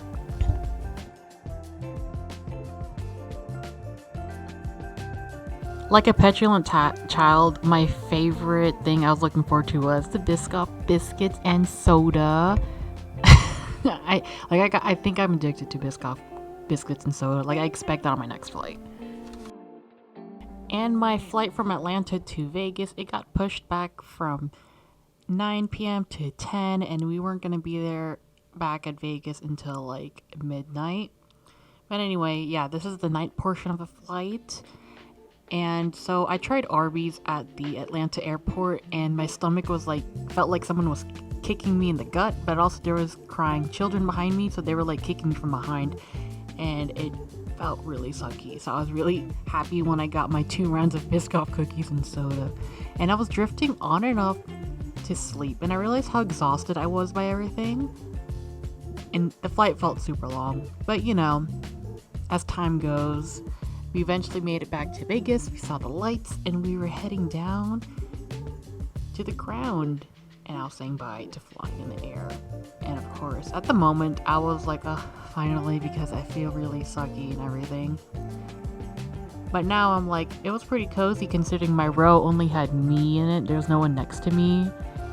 And the AC was working. I don't know. I miss flying. I love flying. Anyway, let's stop rambling and get back to it, right?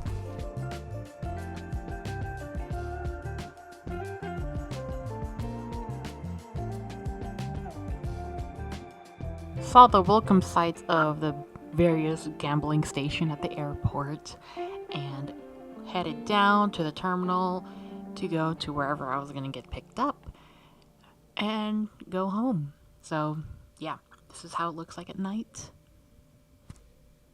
And yeah, I made it home around 1 a.m. So I said hello to some critters for the, well, it's not night, it was early morning, right? So I said hi to some guys. Then I waited till daytime to say hi to some other guys, this one being Movie Toothless, and the other axolotl being Normus Reedus, the DreamWorks Light Fury fetus. So say hello to them because I can, this is my vlog, I can put whatever I want.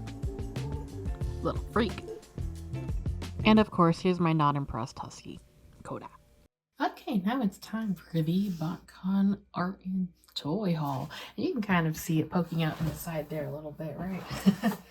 But it's that time of the hour and it is time to go. I'll have credits typed downwards of the artists who made the art pieces that I show, as I may forget to say it out here. Alright, so first things first. Not actual Transformers related. Just a little merch from the Fort Wayne Zoo.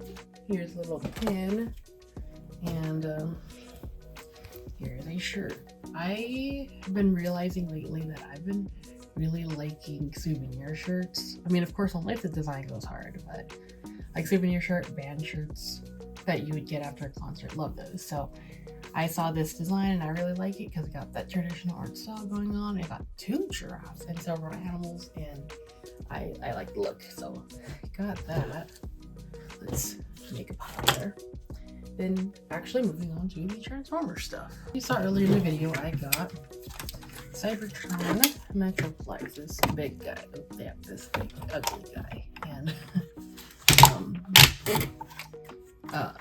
I'm told that it's a little mistransformed here. It's supposed to be like this, but for the last few pictures I've been taking of him, I've had him transform the wrong way. But anyway, here he is, the very big hefty guy. I told myself I would never buy this guy if he's over $100, only if he's like $80 for sale. And see, they had $80 for sale at Metroplex because there was just a giant stack of him at BotCon for $80, and I am happy that he fit in my luggage in the end. He's a little ugly. I wouldn't say he's the same as my Metroplex as I keep iterating, but yeah, he's a big hefty guy and he comes with a big hefty weapon, which I think makes it good for the price point because that's a lot of toy for $80. And I can kill something like this. Cool. We're probably gonna keep messing up the height here because I figure out what looks good or not. Now, on the second part of toys, we got the exclusive figures, which are Sound Blaster, the Yellow Park Sound Blaster, and Glyph. And these also came with little trading cards of them. These are the exclusive figures for BotCon 2025, and that's what they look like. Here's the comic as well. Like with the cliff jumper one. It's a very short, like, you know, 3-page thing. And personally, I think the yellow part figures, I like these more than like actual Transformers figures at the moment right now, because they have a good, well, I mean the exclusives not so much, they're kind of pricey, but because I think for these two it's like 52 something. What was I saying? Like, I like the feel of the building model kits like Blockies or Yellow Park figures. I think they're good for drawing reference. Of course not if you like Transformer figures, but I feel like it's kind of tight when you try to like pose them or anything, but I feel like that's better than being loose, right? But I think these are nice little figures that I'll definitely draw from. So, and I like the metallic shine. Ooh, shiny, shiny, you know what I'm saying? Then we got the cliff jumper figure of this red recolor of a Bumblebee that was supposed to be Ladybug, but now it's cliff jumper. Put a pin in that, we're going to talk about that later. Oh, anyway, and yeah, so we, as I showed earlier, we got this figurine, and then I also got this little trading card thingy that the BotCon booth gave to me, and here she is. It's a very nice solid figure. I'm not calling it cliff jumper, I'm calling her Ladybug, and very cute. Like I said, the other is kind of like a nice feel, nice shiny plastic. This was $30. I think that's a lot, but it's like exclusive figure, whatever, right? And I do plan on drawing Ladybug on other scenarios because now she's my OC. But like I said, put a pin in that. But yeah, here's this. I forgot to say, yeah, these figurines, they come with like guns and weapons and stuff, but it's like, it's kind of, you know, it's kind of a hassle to hold it here, but you know how it goes, right, guys? Next, we got some BotBots. Here we have Mini Cake, which is a recolor of Frostferatu. And then try Sour Tops, which is one of the Lost Bots. And if you don't know, there's a line of Transformers called BotBots. There is the toy design of them plus the Netflix version of them, plus the version of them they draw is from a promotional art a long time ago. In any case, there's several members of the original Lost Bots. Try Citrus Shop is one of them. Same thing as this little girl here. She's Greenie Rex. No, Greenie Rex? I forgot her full name, but Magic Greenie Rex? But anyway, she is a little T-Rex potted plant girl who grows healing herbs. And this is Bomb Sprout, who is a recolor of that mold, who I think is from the 1.5 line. He has no lore because in that specific line of BotBots for him, the 1.5 series, they don't have lore for some reason. Don't know if Bomb Sprout is a pun too, because usually BotBot names are a pun to something. So now we can move on to the art. So let's go. So this set of stuff here I got from Disclaimer Yikes, who was a part of my Bugging Out stamp rally, and this is one of the pieces that they drew, which features the Insecticons Bombshell, not mine, right? Bombshell, I better be right, Bombshell, Kickback, and Shrapnel. We made this stamp rally before we knew the whole thing with Ladybug. Basically, yeah, she, in our minds, she is this character, this red recolor Bumblebee, is Ladybug, the female Decepticon, and each of us made our own little idea of what they would be. And for Yikes's little story here, it's just that she is a Decepticon, right? And then she's going undercover as Bumblebee. And the Insecticons are just kind of like pissing her off in different ways, such as however Kickback was painting the yellow on her, and how Bombshell is painting her as a Ladybug. And I thought that was really neat that Yikes took like B quality prints and made them into also little buttons. So that's really cute. And also Yikes also made a little art for Metroplex for me.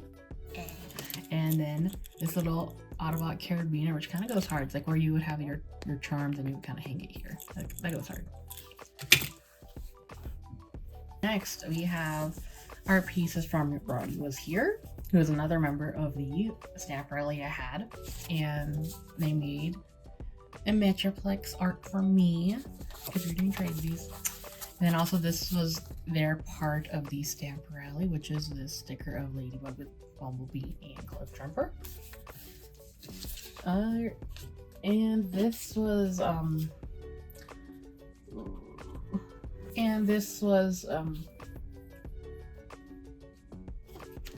from Part Magical, who was also a part of the stamp rally, who made this sticker of the Insecticons. And this was from Orbular Bird, who was another member of the stamp rally, who made this little ribbon that was part of the prize, featuring, you know, the Insecticons plus B and I think Glyph. Yeah. This Oddbot sticker, cafe sticker, and the Insecticons trapped in a little terrarium.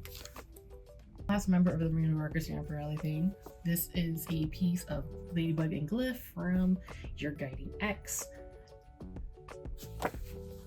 And more Metroplex trades of this piece and this pink Optimus I got from Wormrite, who I think, yeah, we did a trade these, yeah, I forgot what I traded for everything, but anyway, I got these, they're just super cute. From Skeleton Deer, who was around the corner from me, we got this original art piece of Kickback. Let me see if I can take it out of here for a sec.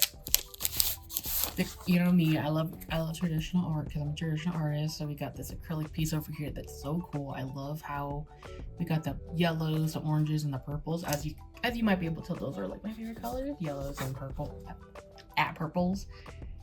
And there's the bug guy. Let me put that back. And stickers from them as well. We got Ravage Squared. Next, we got this little alien guy charm from, let me open this. This little alien guy charm from, well, the store is Arcade Biscuits. The store is Arcade Biscuits, right? I'm correct. But the artist is Star Heavenly, or otherwise known as Sawyer. And this was like, I randomly drew this guy from like a bag of them, and it's perfect. And these are two little enamel pins that BotCon was, well, 2 out of the 9 BotCon was given out. This one was the one we were given as Artist Alley's to give to people to entice sales and whatever. I wanted to keep one for myself.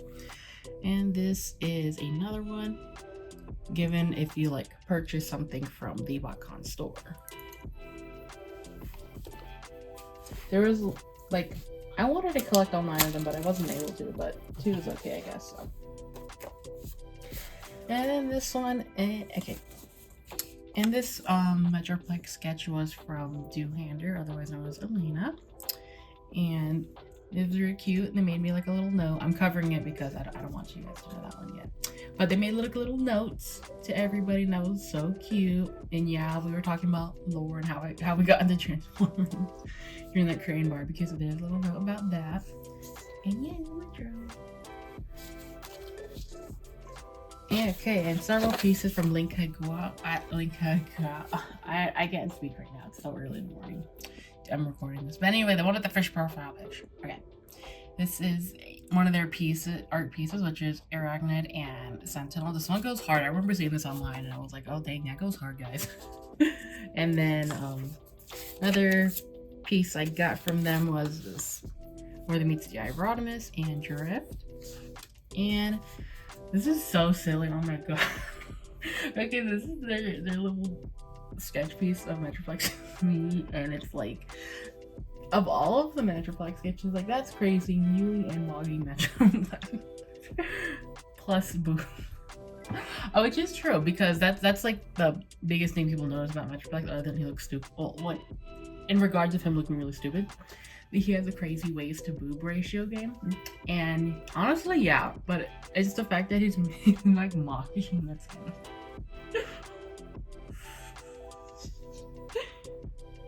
And then I got this roll sticker, and I kind of got it because I love puns. And it's okay.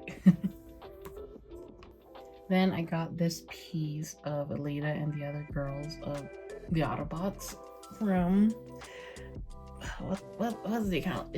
The name's Burrito. My name's Burrito. I think it's the name's Burrito on somewhere. Yeah, this is their art piece, and it's actually quite rare to see all the girls in a art piece. I kind of want to get that. That was cute. This is like for Tracy's. I kind of just have this posed out with like Metroplex pics for some reason, but that's the only way I could fit him right now. But anyway, first sketch read I did was, you know, with Speckled Geek Arts, the two of them, and I asked one for Metroplex and two for whichever was their favorite video game character. So I got this. It's really cute. Any day I got Metroplex is always a good day. So turning the page, we got. I think this is the last thing I got to show actually. It's this sketch of Metroplex done by Aaron Archer, who is a known artist and who worked officially on Transformers. Who's usually known for doing the Posca art on the instruction guide. And I've honestly seen him several times at conventions. It's just I never got around to stopping by his table or talking because he always seems so busy. But BotCon was not busy. So I finally got time to do that. He was really cool and chill. And he also put this in my sketchbook as well, which is a little art book, I guess, of his. See, as you can see, of his Posca art style, which I think is really cool. As someone who also does Posca record, though of course it looks different than his work, but yeah. And alrighty, that is my BotCon art and toy haul. Honestly, most of these are like trades, as they usually are, but especially this one. So, yeah, look at all that. Alrighty, Metroplex feet pics again. Anyway, that's the haul. I wish I could have an aesthetic setup, but I don't want to. So, yeah, that's the haul. Let me. Okay, before I start talking, I want to give some disclaimers. This disclaimer list is going to be about BotCon, the event itself. So, listen, I am not super entrenched into Transformers fandom, where I know the beef, the history, the lore between every single person from decades on end, because I prefer to enjoy Transformers. I prefer to have my friends who are also in Transformers fandom. We get to talk about it, we get to share art. I'm not going to be a historian, right? In my years of being a Transformers fan, there was always this name. Now this name would be mentioned in hushed whispers, in scorned tones, as if it's kind of like the boogeyman of a Transformers history in fandom, right?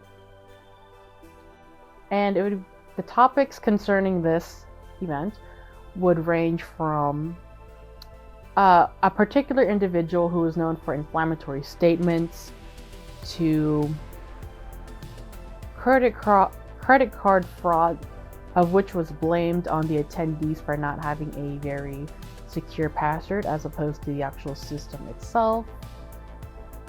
And the idea that this event was super dead and that nobody goes there and that nobody else should ever go there. And plenty of my friends said this, I feel this about that, but not any actual information about the event or what happens there, or what it's like in current times. And this event is in fact the convention known as BotCon.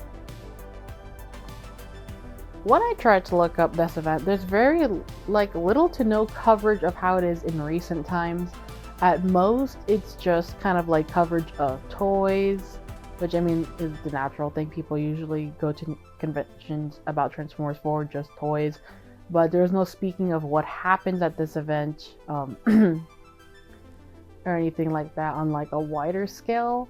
I mean, of course, there are some people who post about, you know, in social media, but not like a fully defined what actually happens here kind of post or video.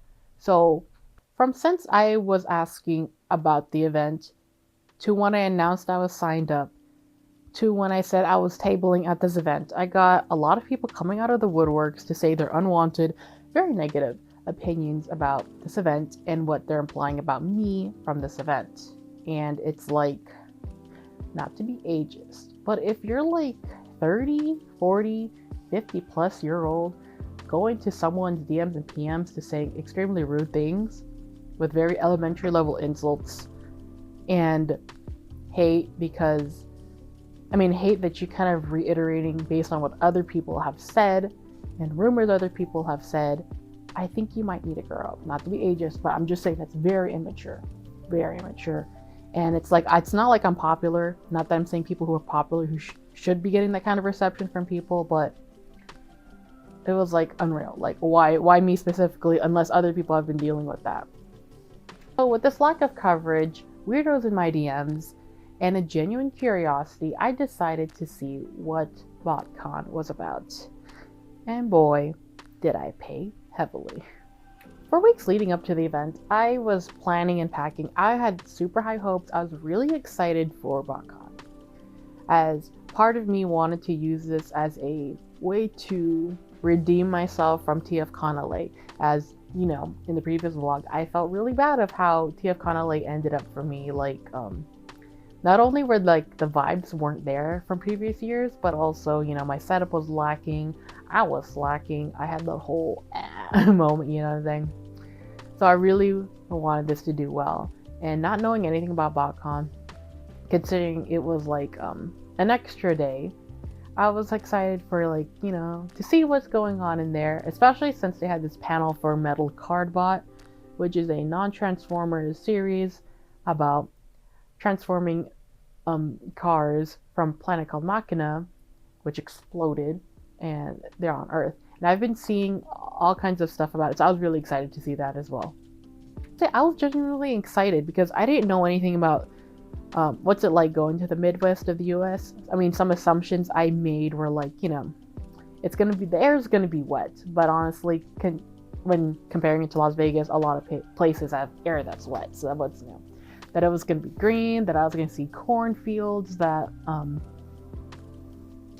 I could maybe even see a bald eagle, because when I was looking it up, there's a wetlands reserve that supposedly has bald eagles nesting in there, so I was really excited to maybe try to get over there.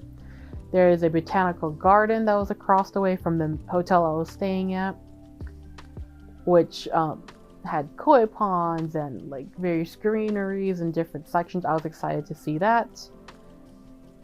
And of course the zoo, I was very excited to see the zoo because I love going to zoos. I want to see animals so bad, and they had giraffe feeding, so I was excited to do that as well. And it was a different group of people I was going to be hanging around. As usually for TFCon, it's generally the same-ish group of peeps, but this time at BotCon, whole different roster of people that I was going to be hanging out with, different artists and such. So in conclusion, can I recommend any Transformers fan artist to sign up to do Artist Alley at BotCon? No, absolutely not. Like, to get to the point, BotCon was the worst selling event I've ever done in terms of upfront costs and returns back. But before I start explaining myself and how I felt about this event, I want to give a few little disclaimers here. One, all my opinions and experiences are going to be subjective. And sorry, I have like the typed up script over here, so I'll be look over here. That's why. Like, not the script, I just have like notes, but anyway. Like, there are several factors that come into play when talking about how people spend money on art versus how they receive your art, and so on and so forth.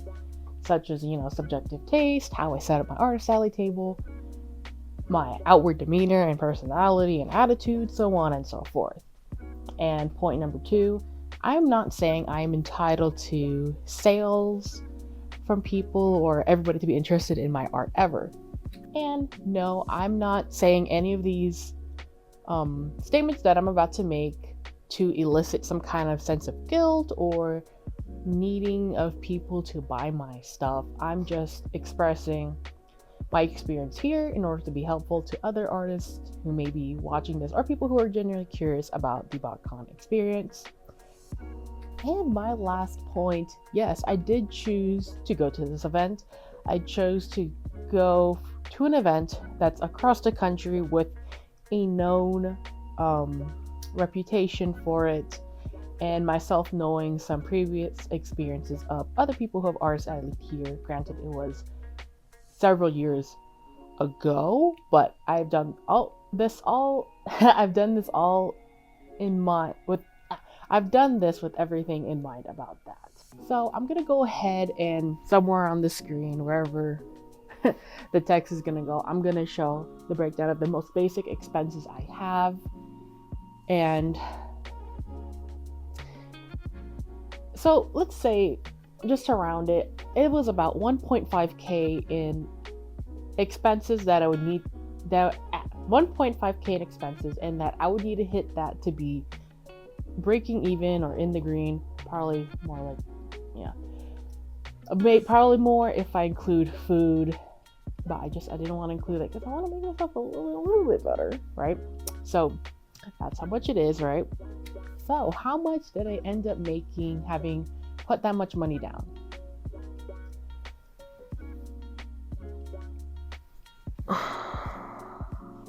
Guys, I'm in the red badly because those are numbers not including like I said, the food expenses and the frivolous money I pay to get things like toys and stuff. Okay, I am so in the red.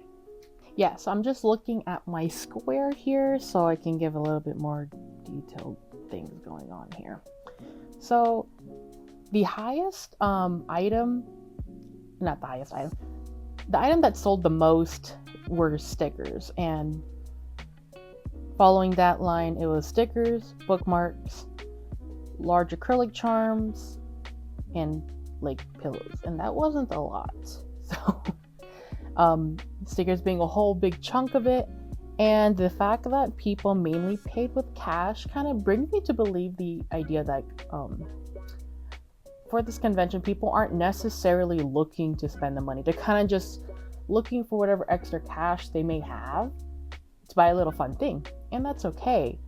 But if you're doing Artist Alley, right, you're gonna want to go to events that you know will make a pretty good return back for you, because you are putting more money than the average attendee to go to this event, right? And generally events where you know people are gearing to spend, they're gonna spend more with their card as opposed to scrounging with cash for small priced items. And of course, this is a broad generalization, which kind of can lead me to the topic of what happened at this event and what I can or can't do differently, because I feel like it's important to be able to look constructively when you go to these Artist Alley types of, weekends for yourself and see, how can you improve, but what are things you kind of have to accept. And as I was leading to this point, big one for this one, at least for BotCon anyway, BotCon 2025, is that there is absolutely no foot traffic. Like, as you can see in the little footage things I have, a lot of the time it was super dead. It was never incredibly busy at any point, and that could be partially due, visually partially due, because the way the tables are spaced out, but even then it was just a dead crowd.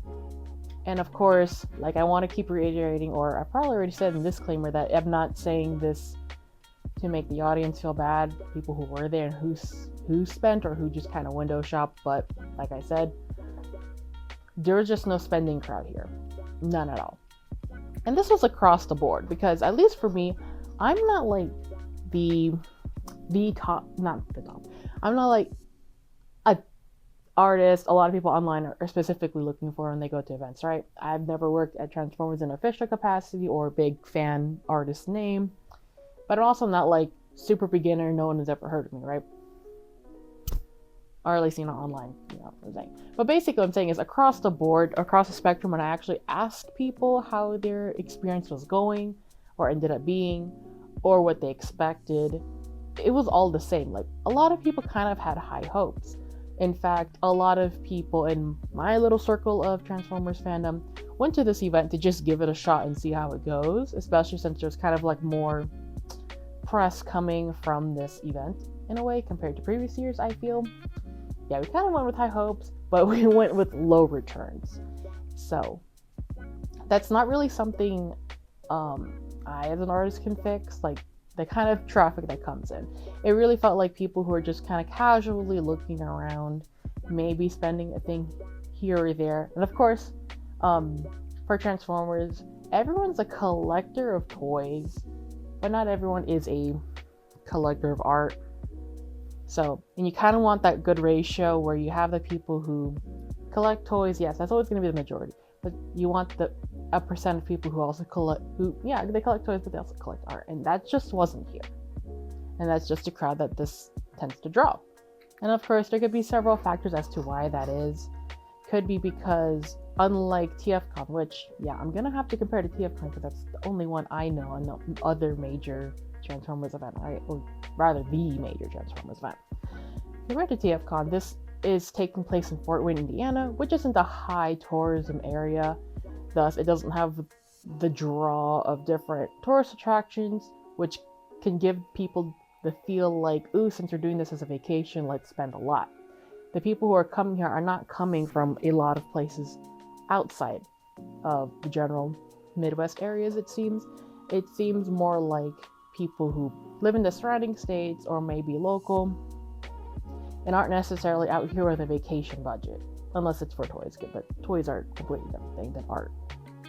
I mean, things I could do for next time, or what I could have done here to maybe get a better Artist Alley return for me. Okay, so feel free to say if I'm wrong in the comments below if you're also an Artist Alley person. But so demographic, like I was explaining earlier, the demographic of people who buy toys, buy art, who buy toys and buy art, they're a little different. But there are several Transformers continuities of which people who tend to buy art and tend to buy merch will more likely spend on. So, of course, there's different kind of little offshoots of Transformers fandom and interests and stuff. For people who really like the G1 characters and stuff, they really like it when art is either done in the G1 style or in a very technical, posed, actiony kind of way, right? Of course, there's all generalizations, right? So I feel like the topic of what art people would, I feel like the topic of what art and merch people would buy is kind of nuanced. So I don't know, I might make another video or statement on that later. But to give a quick general thing, right? So there are several continuities of which you'll find people are more likely to spend art and merch on. These would be Transformers Prime, Transformers Animated, and IDW1, especially the More Than Meets the Eye Lost Light continuity, right? As well, not continuity, that's in IDW1.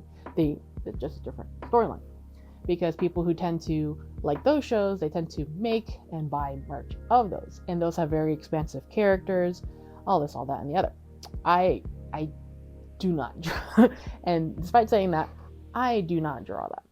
And I know for a fact people do spend more for those characters, and if you can make a whole giant roster of merch and art of those characters, even better for you. But for me, at least, I don't know, I'm not interested in those continuities personally, and the way I draw, it kind of makes me have to be a little more intentional, as for these kind of merch I see for people who kind of do for these continuities and they're able to make it fast. It's usually for example, digital chibis on a base, or just kind of a structured format for them, as one does for merch in order to merch max and money maximize, right? The way I draw kind of doesn't facilitate that, and I don't want to facilitate that. So if I really want to make more money, I could try to figure out a way of making merch that doesn't take 6 hours per thing and has a more structured layout for every single thing. I don't want to do that. But as far as I can hear, as far as other people around me making sales and making conversations yeah, if you are locked into those continuities and can make merch in that kind of like structured way, could be better, could have done better for me, but it's kind of one of the things that I just bite the bullet on and accept that I'm gonna do my own thing, and whatever happens with that, and that, even though I know that's not really money maxing, but whatever, right? One thing I found very interesting at this con was how a lot of people were very open of how they felt about my art. For some reason, like they directly told me without me prompting this. And so for me, I had a lot of G1 characters, right? Well, some Skybound, some G1, but honestly, the appearance-wise, they're the same, right? So I had these stickers, right? The ones with the dot eyes, like, let me pull it over here. Like these guys, right? Like this. I don't know if the camera's gonna focus on that, but like this kind of like dot eye chibi style, right? And so there'd be people who would like look at my stickers, right? And they would kind of like tilt their head, kind of look at it for a little bit, and kind of go like, and they would kind of like debate themselves internally, I guess, whether they wanted to buy it or not.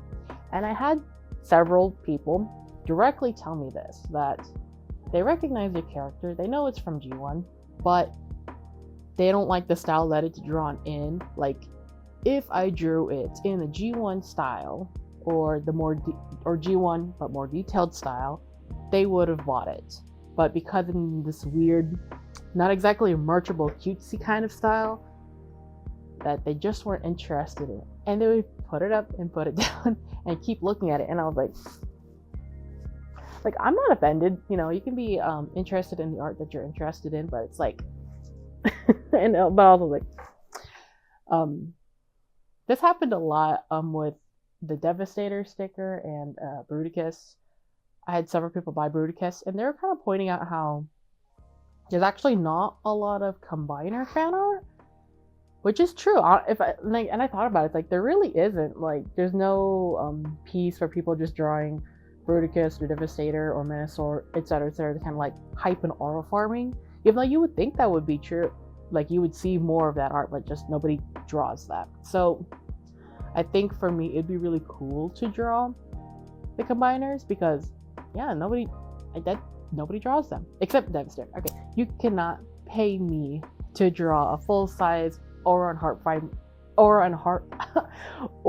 and hype farming Devastator.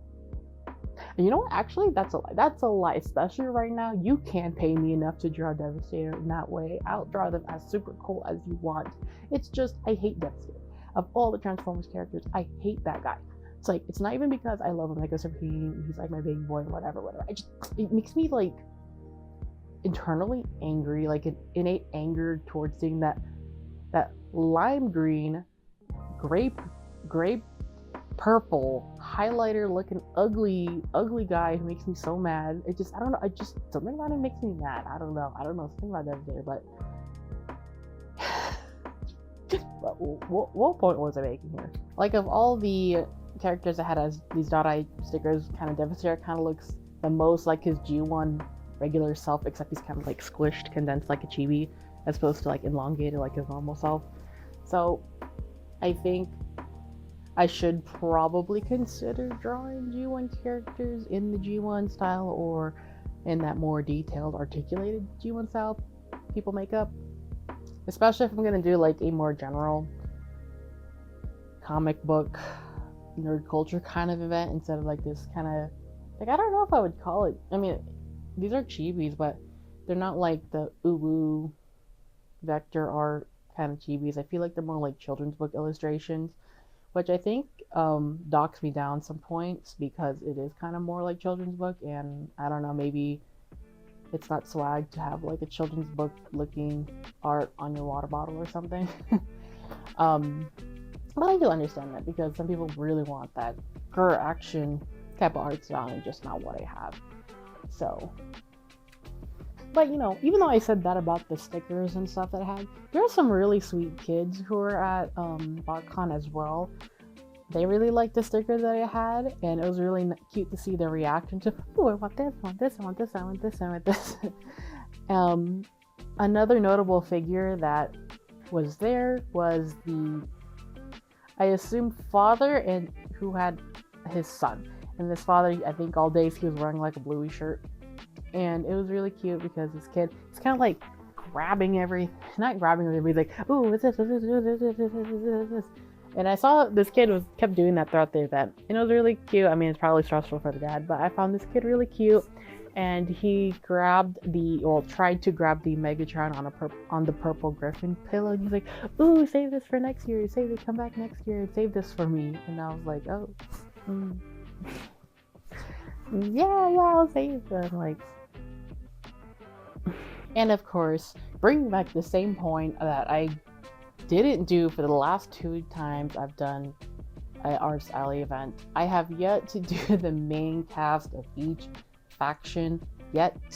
It's always safe to do art of the main characters in the G1 style, or like your interpretation of G1 style. So just for the Autobots, you got Optimus Prime, Bumblebee, RC, Jazz, Prowl, Ratchet, Wheeljack.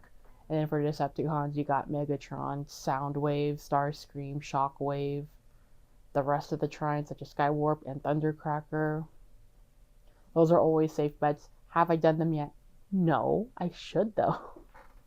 and then also like the niche faves that aren't really niche if you're a real Transformers head like I am, but like those more no names that aren't really given art, but they're like popular and not popular characters, such as like any woman character, right? And then Perceptor, Sunstorm, Sideswipe, and Sunstreaker, Trax. Those characters that aren't popular, but they're not unpopular. You know what I'm saying? Like they're not. If you're real Transformers head, they're not niche. But to the general, like if you're like cooked into Transformers, they're not that niche. But if you're like surface level Transformers fan, they are kind of more niche, whatever. So I want to tell you a funny story. Okay, so I'm at my table. It's dead as usual. And so this person comes up. They're wearing like this tan tropical vibes kind of shirt, and I thought that was kind of had a cute look. The shirt and everything. I was like, ooh, that's a nice little tropical fit. Whatever, right? And so they're just looking at the stickers, and so they have this really. It was both aggressive and flat demeanor about them, right? I'm not saying this to make fun of them. I'm just saying how like it came off to my perspective. So this very flat, aggressive demeanor, and they're just kind of like looking through for a few seconds, right? And then they straight up ask like, "Do you have any art of the cone heads?" And I'm like, no, I don't have any art of them." And then without prompting, without anything, right? Just no decorum. It was just like. Okay, and then they were like, "Why don't you draw the cone heads? Is it because you think they're ugly?" And then I'm like,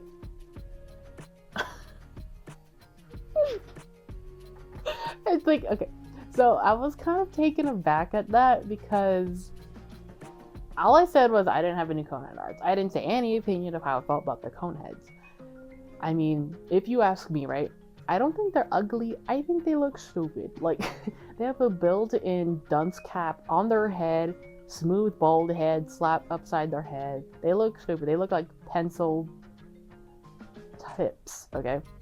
I think they look stupid. I don't think they look ugly.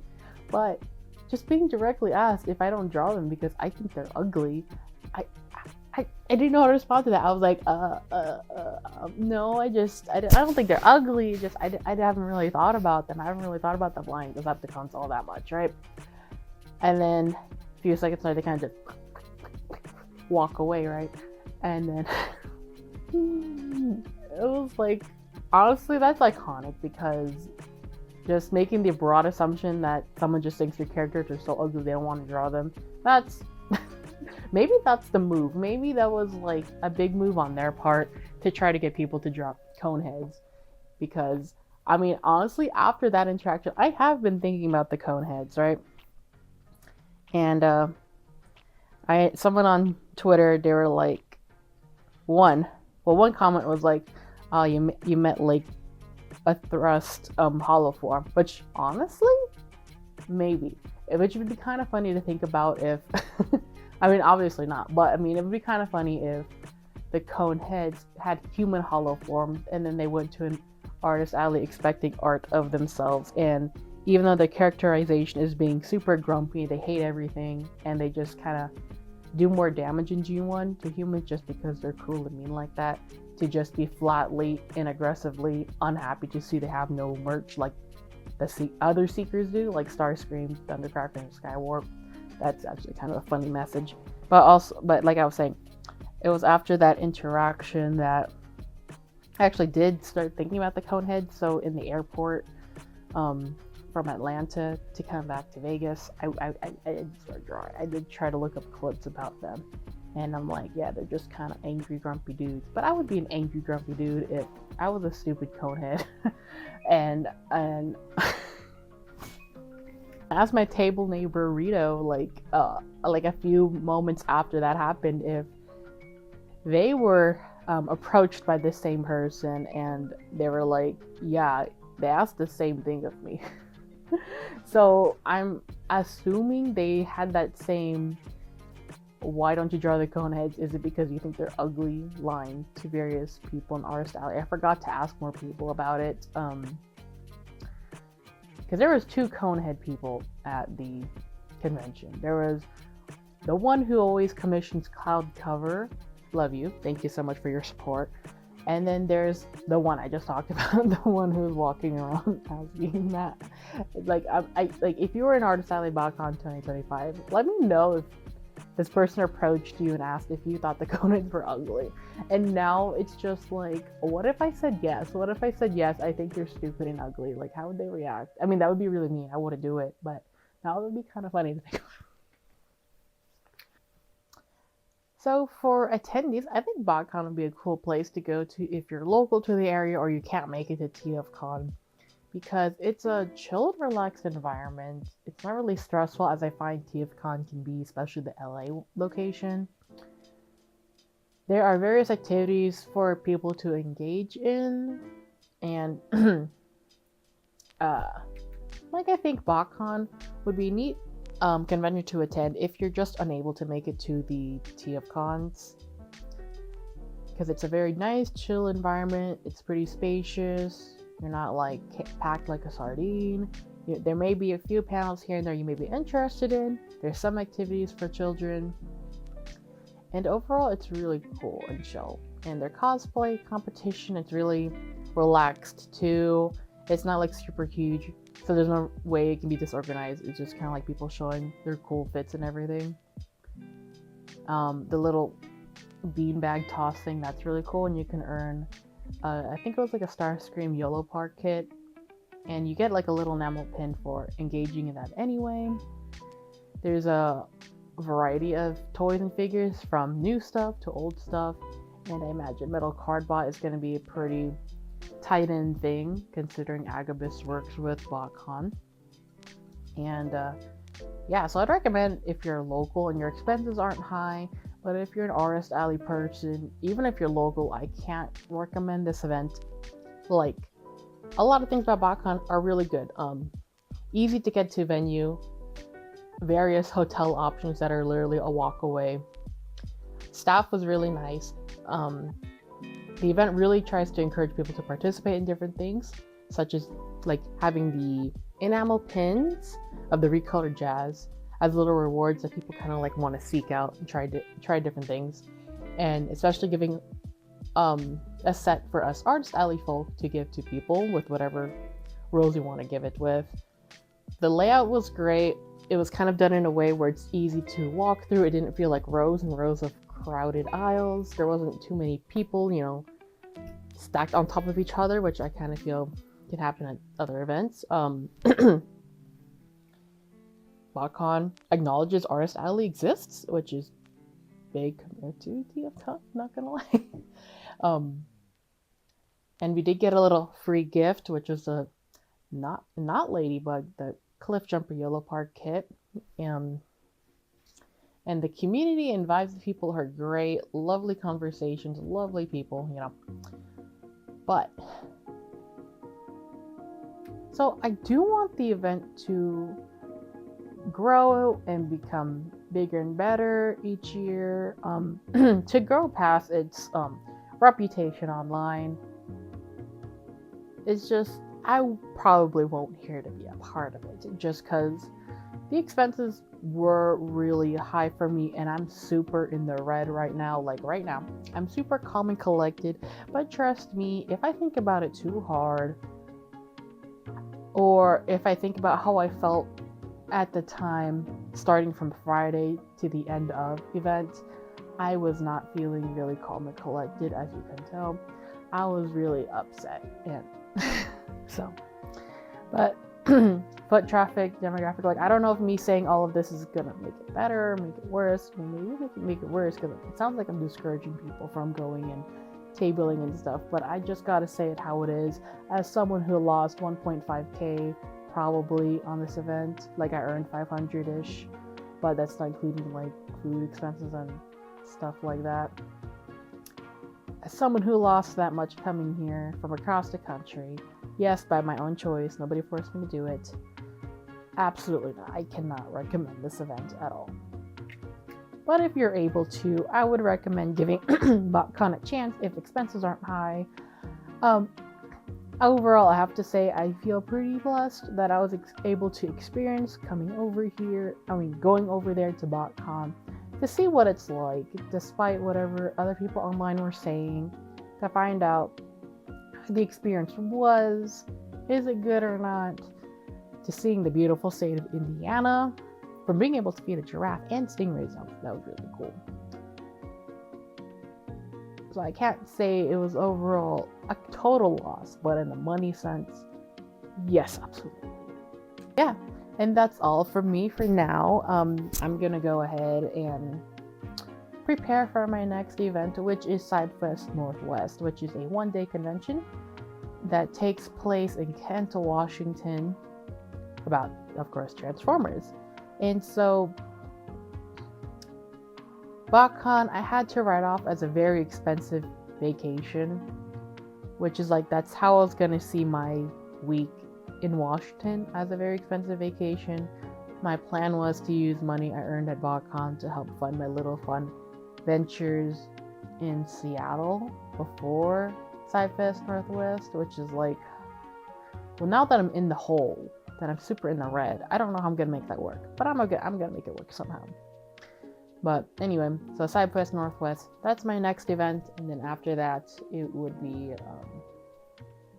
TFCon Chicago, and of course for all of that I am gonna vlog and show footage of how it goes. I'm kind of excited for SideFest Northwest, even though it's like a small event, just because, you know, different vibes and stuff, and also because I saw various Metroplex themed little things. Like, there's someone who makes Transformers Legos, and I saw last year he had a Metroplex Lego, and this year he has a Metroplex Lego little scene made of Legos, except he's getting exploded by Tripticon. I kind of want that. Anyway, so I'm excited for that. I gotta figure out how I'm gonna make money to even afford that, because that's a one-day event. Like, the amount I made here, I would have been happy with if I made that at SideFest. But oh my goodness, like, hotels in the Seattle, Washington area, and I forgot to reserve one. Ooh, and then I gotta consider, what if I have to do Uber? Like, so honestly, like I said, if I think about this too hard, about the loss, financial loss, I'm gonna, we're gonna leave it. We're gonna leave that.